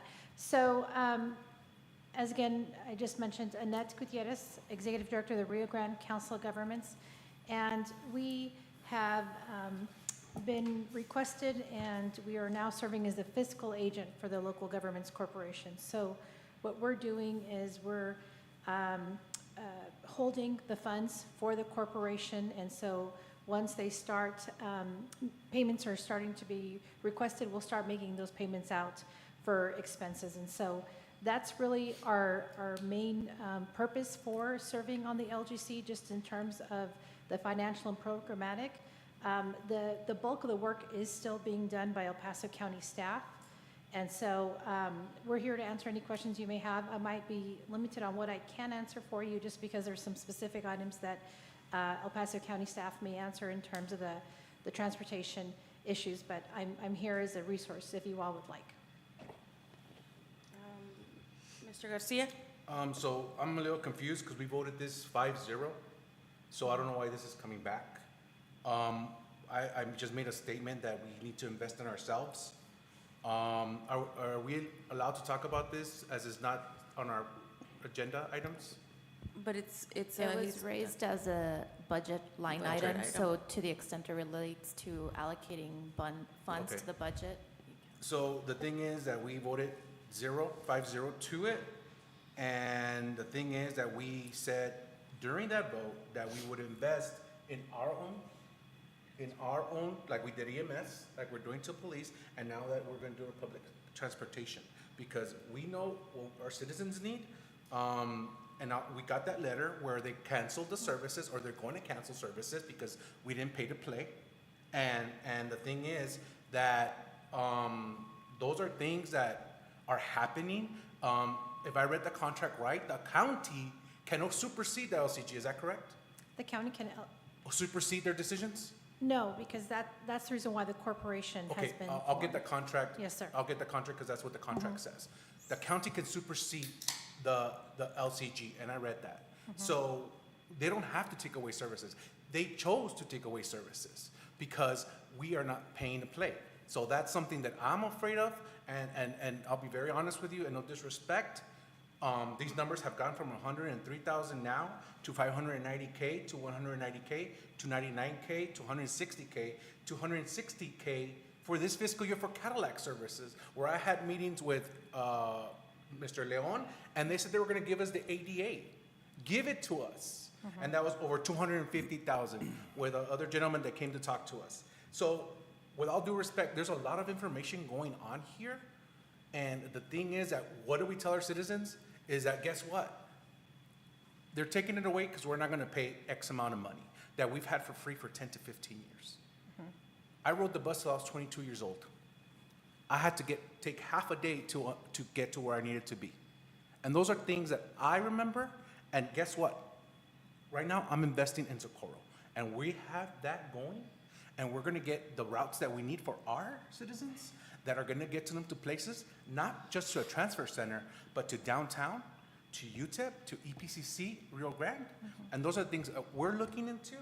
I'm sorry to get on my soapbox, but this is what happened just a week ago, and we all need to invest in Socorro and make sure we take care of our citizens as we take care of our staff and we take care of everybody else. And the hour-long talk about our public protection is very important, and I think this is important as well, because guess what? Not everybody flies. We all need to walk, and then we'll fly, but this is a program that we all said 5-0 to yes, and we need to give it a chance. Thank you. And sir, if I just may answer to one of your questions, one of your statements with regard to the letter, I think that the LGC was in the position that they wanted to inform the city of Socorro that at some point the services may have to be eliminated, but that would take a significant amount of time, and that has been discussed at length at the LGC, specifically by the Texas Transportation Institute, who is from A&M, that's being used as their contractor, because you can't unwind this from one day to the next. Right. And so it was just more of a reflection in terms of how do we move forward if a majority of the miles are in one community, but the decision has been made to not make a financial investment to that initiative when other communities are as well. Right. And so I know this is a very difficult decision for you all to make, and we are here just, again, to be a resource to you. I think that you've already heard it all, and I don't want to belabor the point, but the amounts do change significantly, and I'm learning this myself. I am not an expert at all in public transportation, but just understanding and being in the presentations that have been presented by the Texas Transportation Institute, the numbers are moving that quickly in terms of the pricing from the vendors, the contributions that have been made from from the other communities, as well as the anticipated fares that they think they're going to be receiving. And so this 103,700 that has been identified now, that would be for the bus routes that you currently have, plus the ADA service. And so at the meeting that we had on the 19th of July, the LGC voted to have the bus routes Monday through Saturday, plus the ADA option. And so that's what's going to be operating in fiscal year '24. And so with the ADA, I mean, I think that's something that hopefully will be utilized at a high level, because if you're within 3 miles of the bus stop, then you can ask for that on service, where it's essentially, you know, kind of liken it to an Uber to get from the bus stop to the next one. And so that's what the LGC voted on. And I think that if you all decide that you want to move on and invest on your own, I mean, that's well within your right. You, that's your mandate that you want to operate under. But again, with the LGC, if this was of interest to you, you would not have such a large burden financially to your community. And ultimately, that's your decision. But again, we're Right. just here to serve as a resource to you. Right, thank you. And keeping on that, ADA is Yes. federally mandated along with IDEA, the Individual Disabilities Education Act, because guess what? Those are federal mandates. So if we don't pay for the ADA, then we're out of compliance with federal regulations for our passengers. So we're stuck between a rock and a hard place, because if we don't pay X amount, then we're out of compliance with federal regulations. And those are things that I'm looking at. So we have one that says, okay, $103,700 is what you said, along with ADA? That's with the ADA, yes, sir. Okay, but Mr. Cruz said 216K for the Cadillac package. Because there were up to 5 options that were provided to the LGC, and so like the 5th option would have been Sunday service, an express route, ADA, and so that's what Councilman Cruz was referring to in terms of the Cadillac, but that's not what the LGC decided on. They wanted to take a more conservative approach in terms of the financial constraints and what everyone was going to be contributing to. So they chose the bus routes that are offered currently, plus the ADA. Right. So, and you know, and what you'd like to put in my position is where I'm telling my constituents, well, I'm not going to spend 216,000. I'm going to spend 116,000 or 103,000. But if I tell them I'm going to spend 160,000 for a study in Socorro, where we manage the lines, where we make sure we know where we're going, to make sure that if ridership is up, we go this direction. So I'm just putting myself, or I'm just telling you how those things look for our citizens, because I understand we're the 3rd biggest municipality. But the thing is that I've been through these meetings. Our staff's been since 2018, but these numbers fluctuate, and I don't know where we're at. And this is something very personal and very important to me. But I believe, council, we should invest in ourselves and invest in our citizens and make sure that we know what we're doing, because guess what? We're going to answer to our citizens when we invest $216,000 this fiscal year, and we still have nothing, instead of our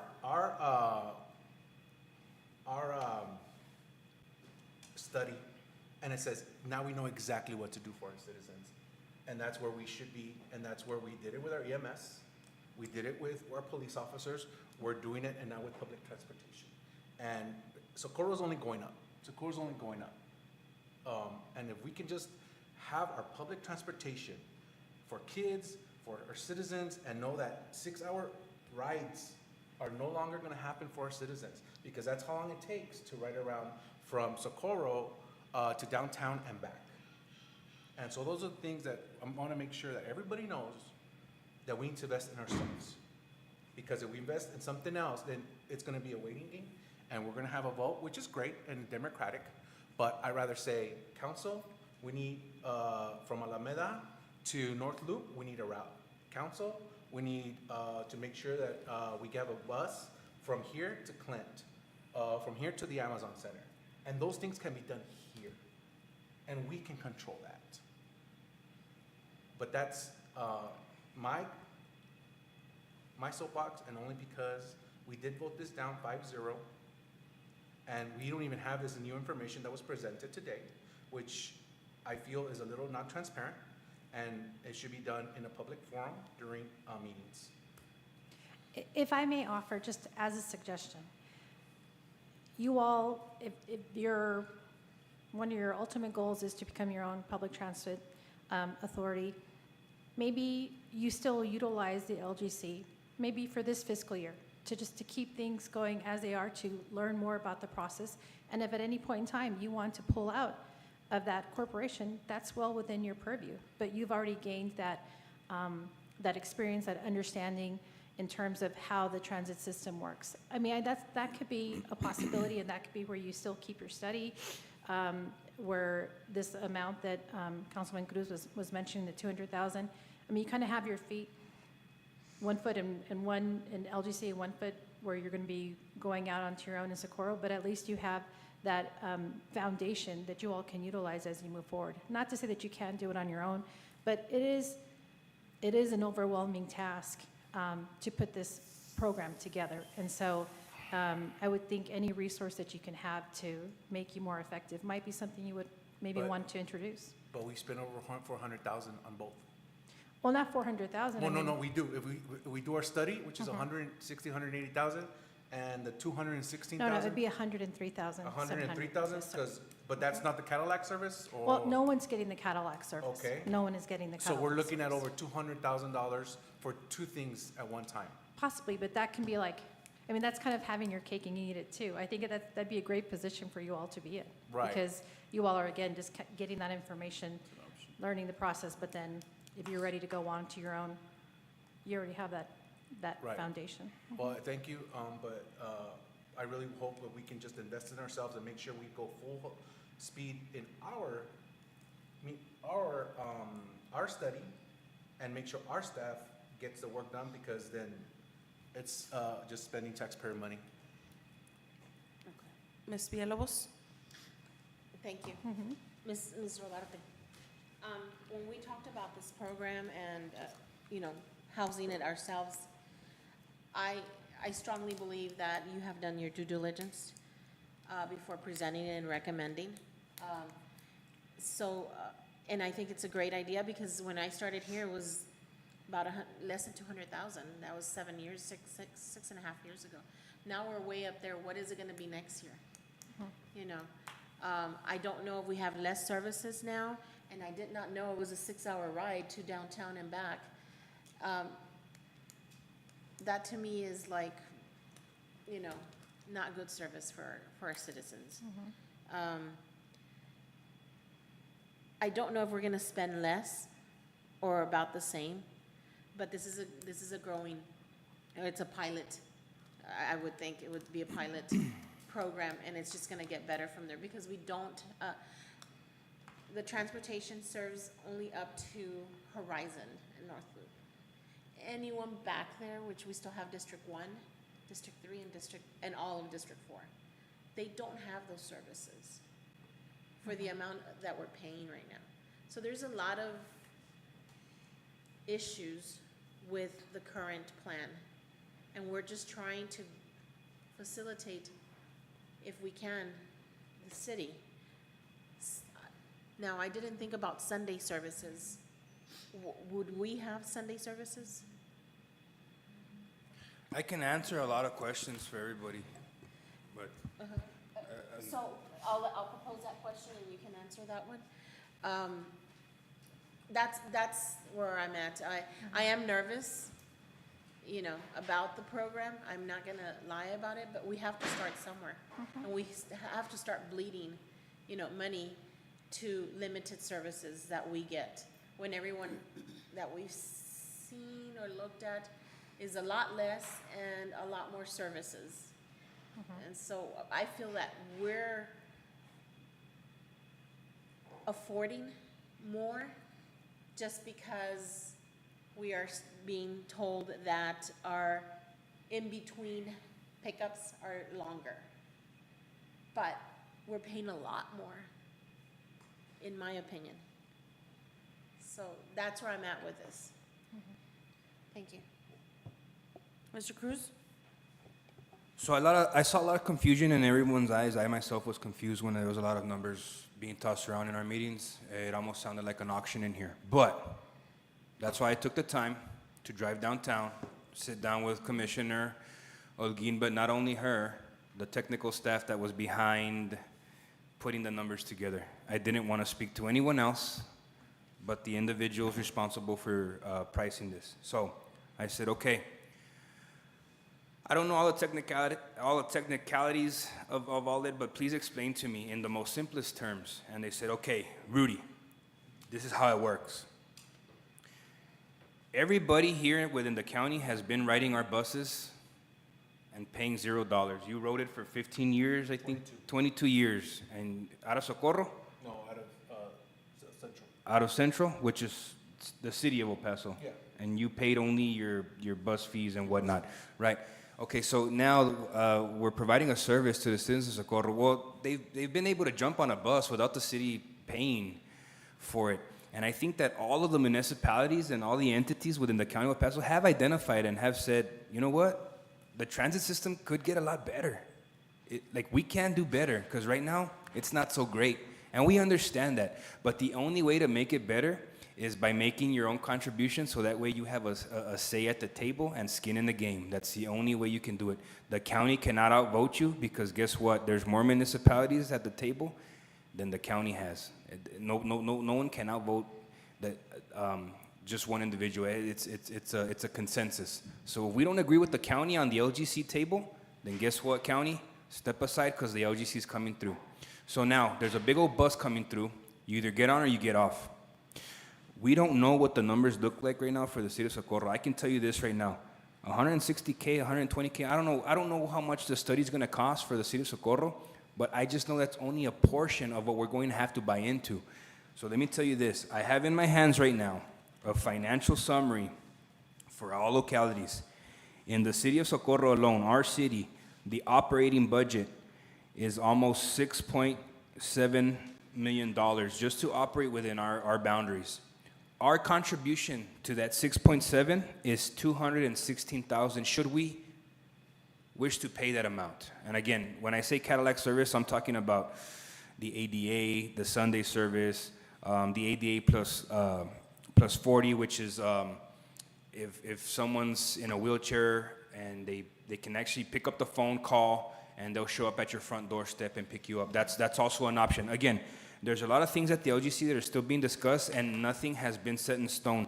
The only reason why I'm presenting this number here is because we may very well end up spending 190K, not the full 216K. We don't know that, but we need to make room for it just in case.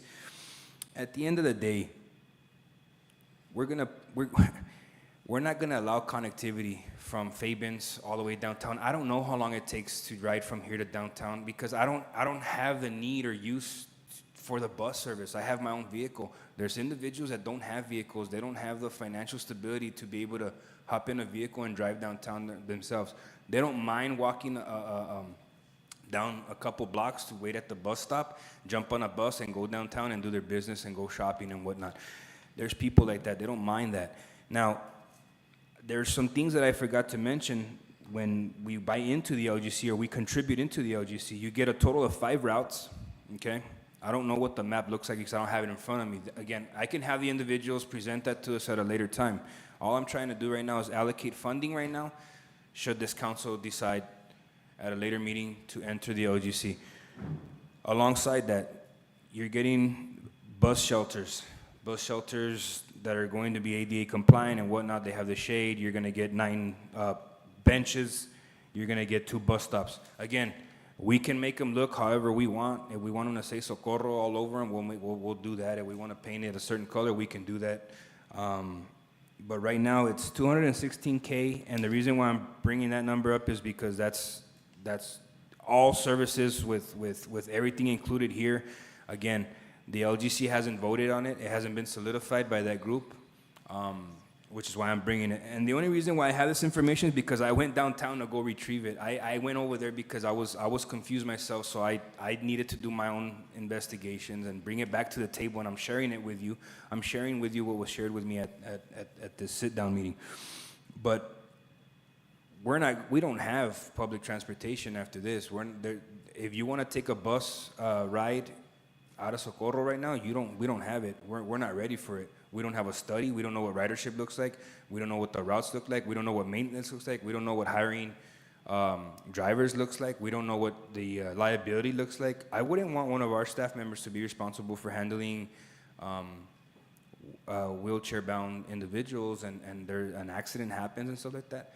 I want to put all that liability over on the LGC. That way the risk is spread across the table. There's a lot of unknowns, and I'm just stating facts. I'm going to keep my personal opinion and emotion out of it. I'm just telling you what was shared with me. This is what it's going to cost.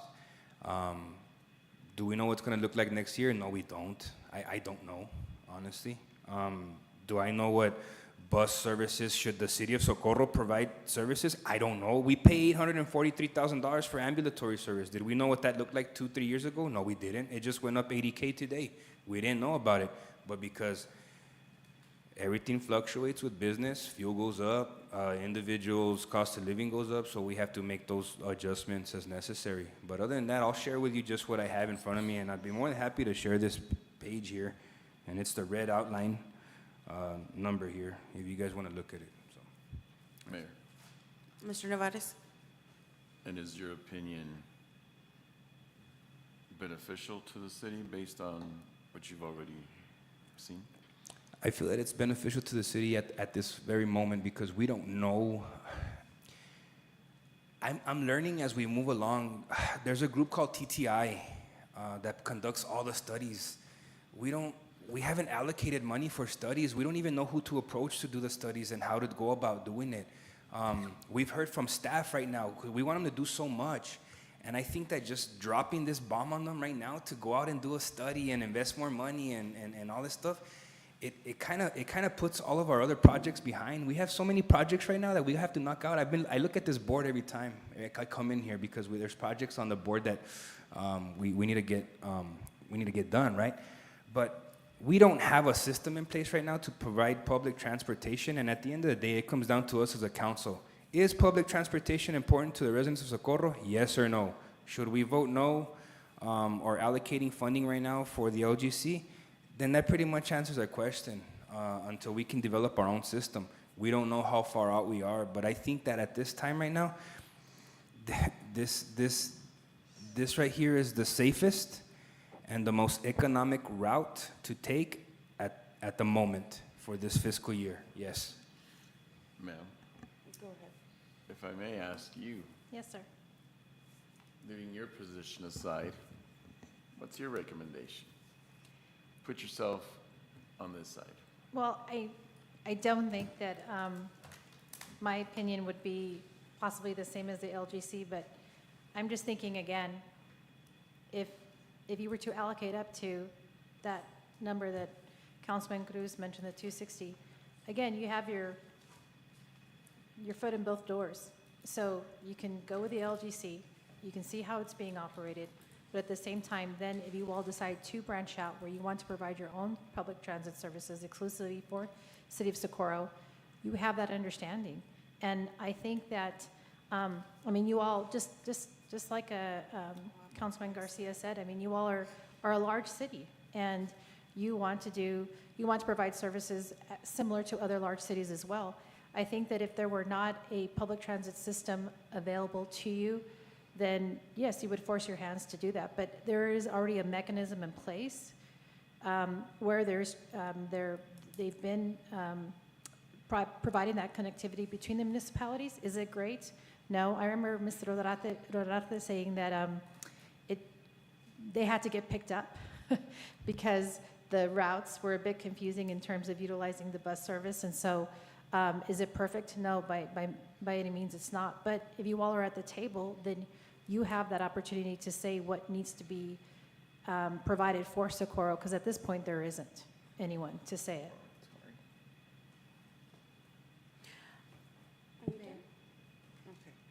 I'm just wondering, maybe I'm a little confused. Is this price per quarter, per fiscal year? What is this for? It would be for the fiscal year. For the fiscal year? Fiscal year, yes. For 2024, correct? Yes, ma'am. The 103,700. Yes, ma'am. plus ADA With now. the ADA service, yes. Right. And And- also, I'm sorry, what were you No, going to no, say? go ahead, I'm sorry. How many shelters did you mention? Because we currently have 7, correct? 7 pickups, Actually, 6 full-blown shelters. 6? Yeah. And then in addition to that, 9 benches. 9 stops? Benches. Benches. Right, but there would be an additional 9 stops. Is that what you're saying? Because we currently have 7 from what I understood. If we're saying we're only gonna get 6 benches, 6 shelters, I mean, are they adding another 9 stops? Yeah, so this is how it was explained to me. 6 big shelters, which is the ones with the enclosed canopy, with the bench and the cement and the... Right, ADA compliant. Right. 6 of those, and then 9 benches, and then 2 bus stops, which is just a pole. So if you add 9, 6, and 2, 17. I went to Socorro, and they have an excellent math program. So that, yeah, I want to say 17 stops that they can pick you up at here within the city of Socorro. And the way it's calculated, because I asked all the questions that we had because it's confusing. Yeah, how do you guys calculate this number? And they said, okay, listen, the clock starts as soon as the bus enters any jurisdiction of Socorro, whether it's east, west, or coming down Horizon. As soon as it enters the city of Socorro, boom, clock starts. And now it's going off of mileage. And mileage has already been calculated with a special formula. That's really hard to calculate because right there they're calculating the salary of the chauffeur. They're calculating maintenance and operations of their vehicles, the whole program, fuel, and all that stuff. It's all calculated into each mile. So however many miles that bus travels within the jurisdiction of Socorro, that's how we come up with this number. Now, at Cadillac Service, 6.7 million of that operation as a whole is what it costs to operate within our city. We don't pay $6.7 million. We would be paying $216,000. If we don't want to pay that, we can always come back to the LGC and say, we don't want to pay that. We just want to pay our little portion here. But I'm going to be honest with you, it's going to take contributions from all municipalities. San Elisario's in, Horizon City's in. I think they're still working on Clint and Anthony, but everyone else is in, and I'm going to tell you what's going to happen.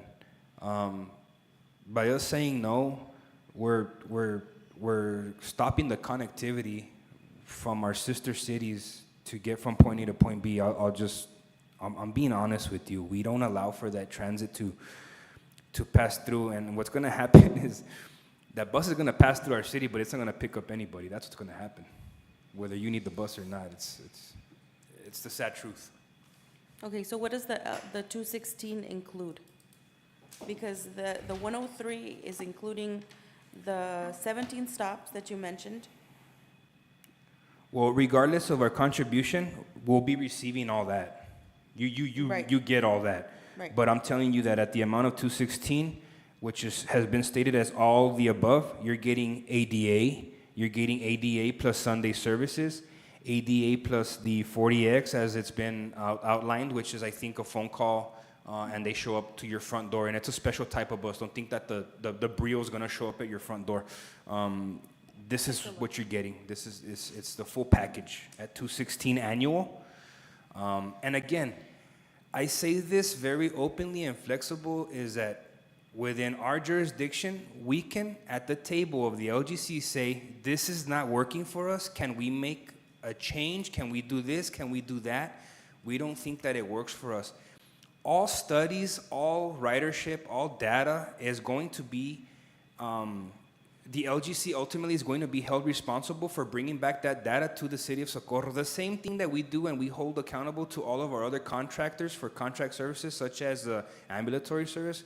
I know that they've come into our meetings and they say, all right, look, in Socorro, we've transported X amount of individuals or residents from your city. It costs this, and that, operation. We can do the very same thing with the LGC.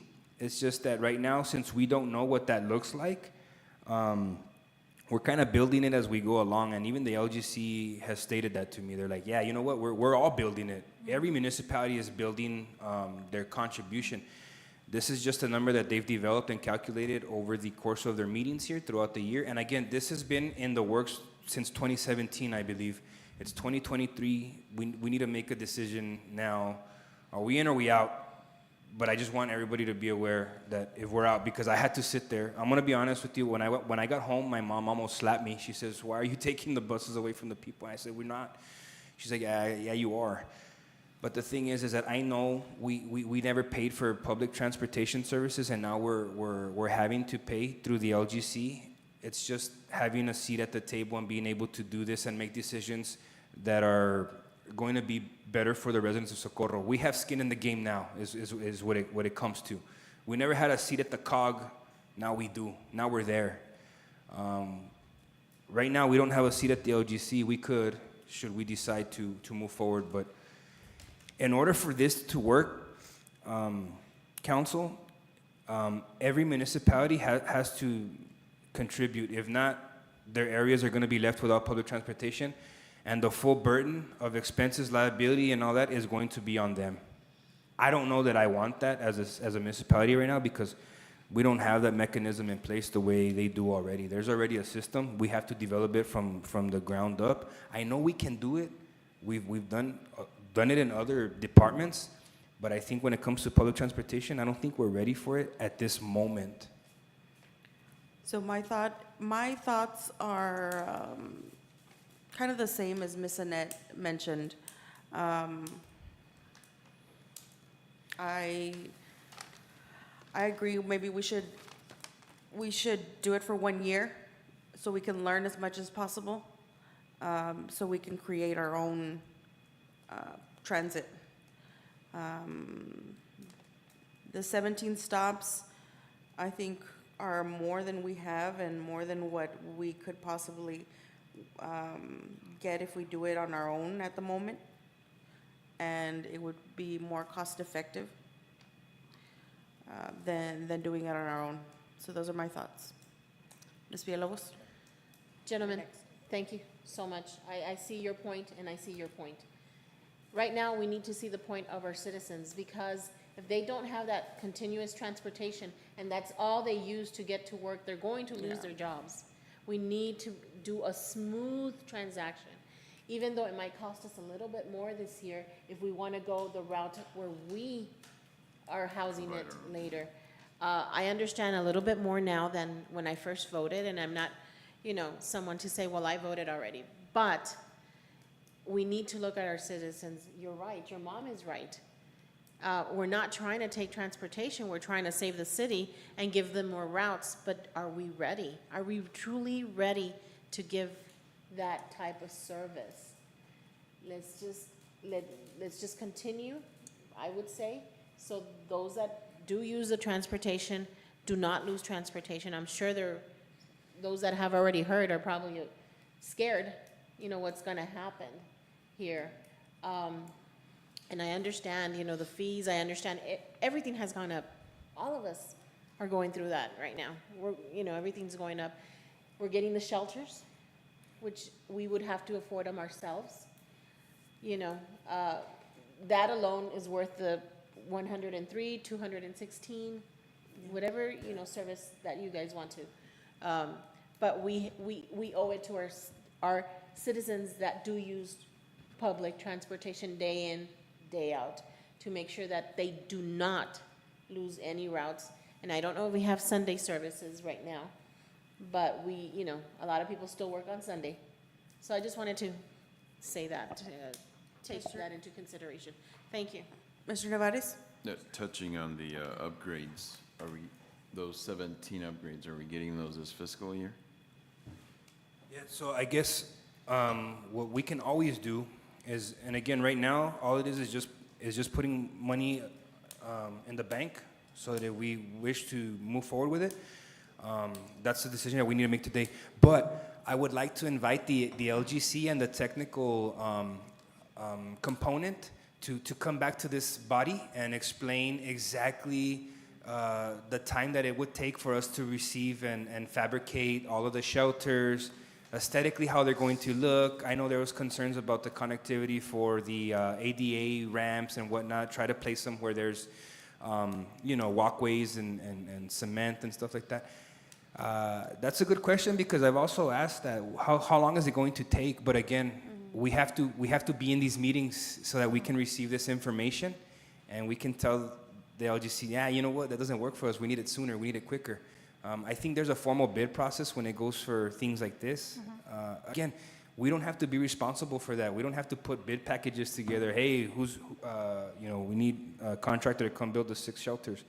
There's already a mechanism in place. They would be responsible for all of that. That leaves our staff free. They can continue doing what they do here and making things run smooth here for the city. But I don't know, Annette, if you know right off the top of your head, how long you think we'd be able to see, shelters going up here? I mean, when they have had discussions, Paso County staff, transit, it's in the plans for fiscal year '24, so I don't know exactly what the timeline's gonna be on that. And so I could definitely take that back. I would offer this, if this is of any interest to you all. We're scheduled to have our next LGC meeting in October, the third Wednesday. But I can request if we can have a meeting in the month of August, and maybe the only agenda item can be a discussion on the City of Socorro, the possibility of City of Socorro coming into the LGC. Like, we can have that as the only agenda item. You all could come to the meeting. Maybe we have it here, one of those, however we want to make it work, but that way you can have that discussion, the back and forth with the LGC, with the Texas Transportation Institute, so you can ask these questions. I think what has happened possibly, this is just my own assessment, is that there have been many presentations, 2 on 2, 3 people, staff. Maybe if we just have it where everybody's at the table at the same time, we can all hear the discussion, and that way if there's any uncertainty or maybe any misunderstandings, then we can just kind of put it all on the table so everybody's hearing the same thing at one time. That's an offer that I can make to you all, and I can take it back to the board to ask if that's something we can do. Because I know it's a very important decision that you all are making, so I don't want you to feel like we're trying to put you in a corner and make it sound like the world's going to end if you don't to join. But there are some, I think the problem also is just in terms of at least the fairness. How does that work if the other communities are putting in money to the system, and the largest municipality who has the most miles is not? And I don't envy your position at all.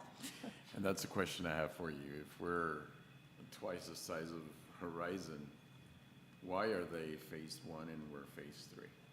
Take that one back. Okay. Because I want us to be. Okay. Oh, 1 second, please. So, you were next? Yes. Let me see. I apologize. Okay, Go ahead. this is in principle. Yes. First of all, we got yelled at by a county commissioner. I had a meeting with all the staff. I've seen contracts, I've seen 4 different contracts. Okay, 4 different contracts. This is hearsay right now because there is no contract available. That's what you guys understand. This is hearsay because I've seen 4 different contracts. I've gone through them myself and they all change. They all change. Mr. Cruz, Rudy got his meeting, that's great, but we don't have a contract because at the end of the day, 4 times the contract has changed. That's how I got all these numbers. And first of all, I got, we're gonna pay for ADA, don't even worry about it. I got told that. That don't even worry about paying for ADA. We got it. But then the contract comes out and something different. That's what I'm telling you, we're getting bullied into doing this. Because guess what? Yes, the connectivity. Could they stop the services here? Yes. Should they? No. No, as a human to a human, we should not stop services here, and the county has the power not to do that. For the past 10 to 15 years, we've paid nothing. We've paid nothing, and now we're gonna pay. Okay, this is just like any other Comes to mind the MPO. Mr. Cruz goes to that one, and he has to fight for whatever we get. Those projects don't go to us. That's what I'm thinking. When I say my citizens need to go to Walmart, guess what? There's no bus services for that. And guess what? It'll be 6 months from now until we get it. But if we start here, ground up, our citizens can go to Walmart. Our citizens can go to the dollar store. Our citizens can go to anywhere they want to go. That's my problem. Because if we go to the LCG, they can vote no. Socorro does not get this route. Socorro does not get this route, and Socorro doesn't get this route. But if we bring it to ourselves, because I believe in our staff, and we take the hits right now and don't spend extra money, because $100,000 to our budget is whatever, but it is a step forward. When we tell our citizens, I got you. You want that bus to Food King? We got you. You want to come to city council meetings? We'll put in a route for you. It's just like any other committee. We need to fight for Socorro. Instead of we bring it here, we build it up, and guess what? All decisions come through council. All decisions are made in council, and our citizens will get the best service because we have the best staff, and they'll do it for us because they've never failed us. And that's what I'm getting at right now, because we could spend $104,000, $103,000 on sidewalks, on pavement, on something. But if we pay, it's easy to say, I'm gonna pay this, and then I'm gonna pay this. But because it is our money, but our citizens are gonna ask, why didn't you just start your own bus services? Because guess what? Everything's gonna have hiccups. Everything's gonna be hard. And we don't have I've been in those meetings. That's what I'm trying to say. I've been in those meetings where they promise you the world, and then they come out in the contract is like, wait. That's not right. And with all due respect, Councilman Garcia, there are no contracts that have been prepared for FY24 as of yet. But ma'am, So, yes, I understand that, but the contracts have been made already beforehand, and they've been shown to us. And they've been told that we're gonna do this, and guess what? It changes. Like I told you, all those amounts have changed. And when a citizen asks you, why are you paying X amount for whatever? Why are you paying X amount for this? Well, it changed. What can we do? What we can do is invest in ourselves. and I just want to make sure crystal clear that I don't want to mislead you in any way. Just the information that I know as of now, there have been 4 contracts signed for fiscal year 23 with Village of Vinton, San Elizario, Horizon City, and El Paso County. And there have been variations of the FY23 contract up until the point where they finally signed it, because there were numbers that were changing continuously up until the point where they said this is the final agreement. And this is something new to the corporation. So just like how you said there's going to be hiccups, there have been hiccups along the way with the LGC as well. And so by no means are we trying to say this is the best thing since sliced bread, everything's ready to go, we're 100% ready to operate.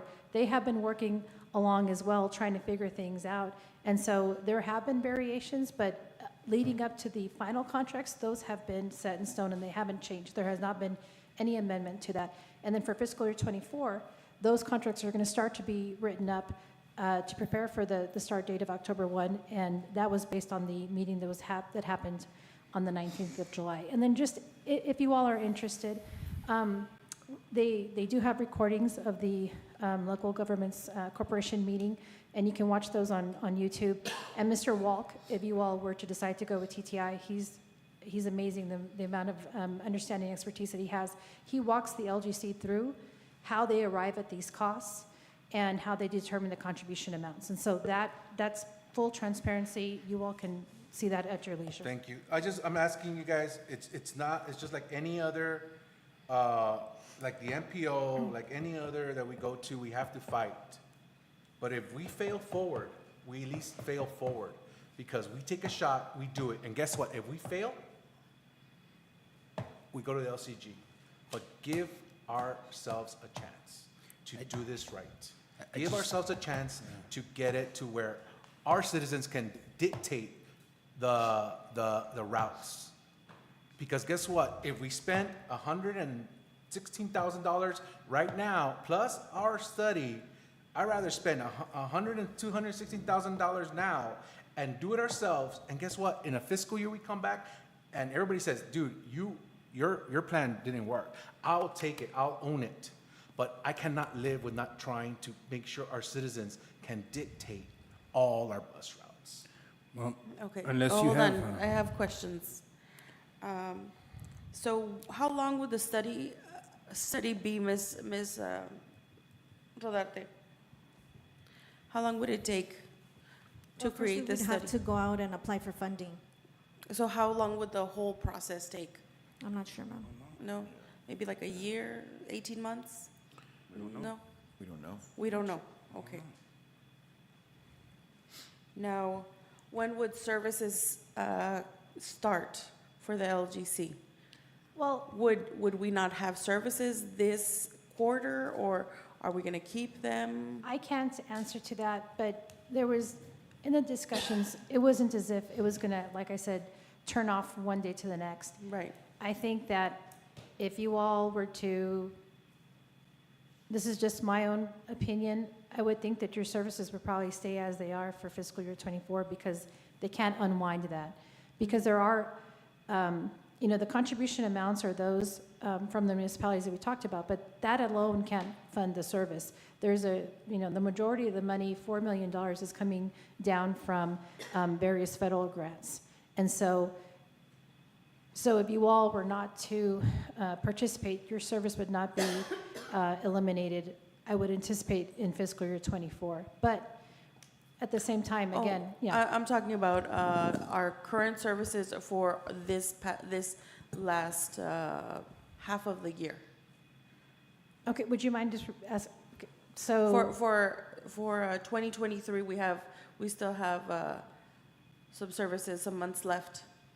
Would those get shut off, or they'll just continue? They're going to continue, as they Okay. probably will continue in '24 as well.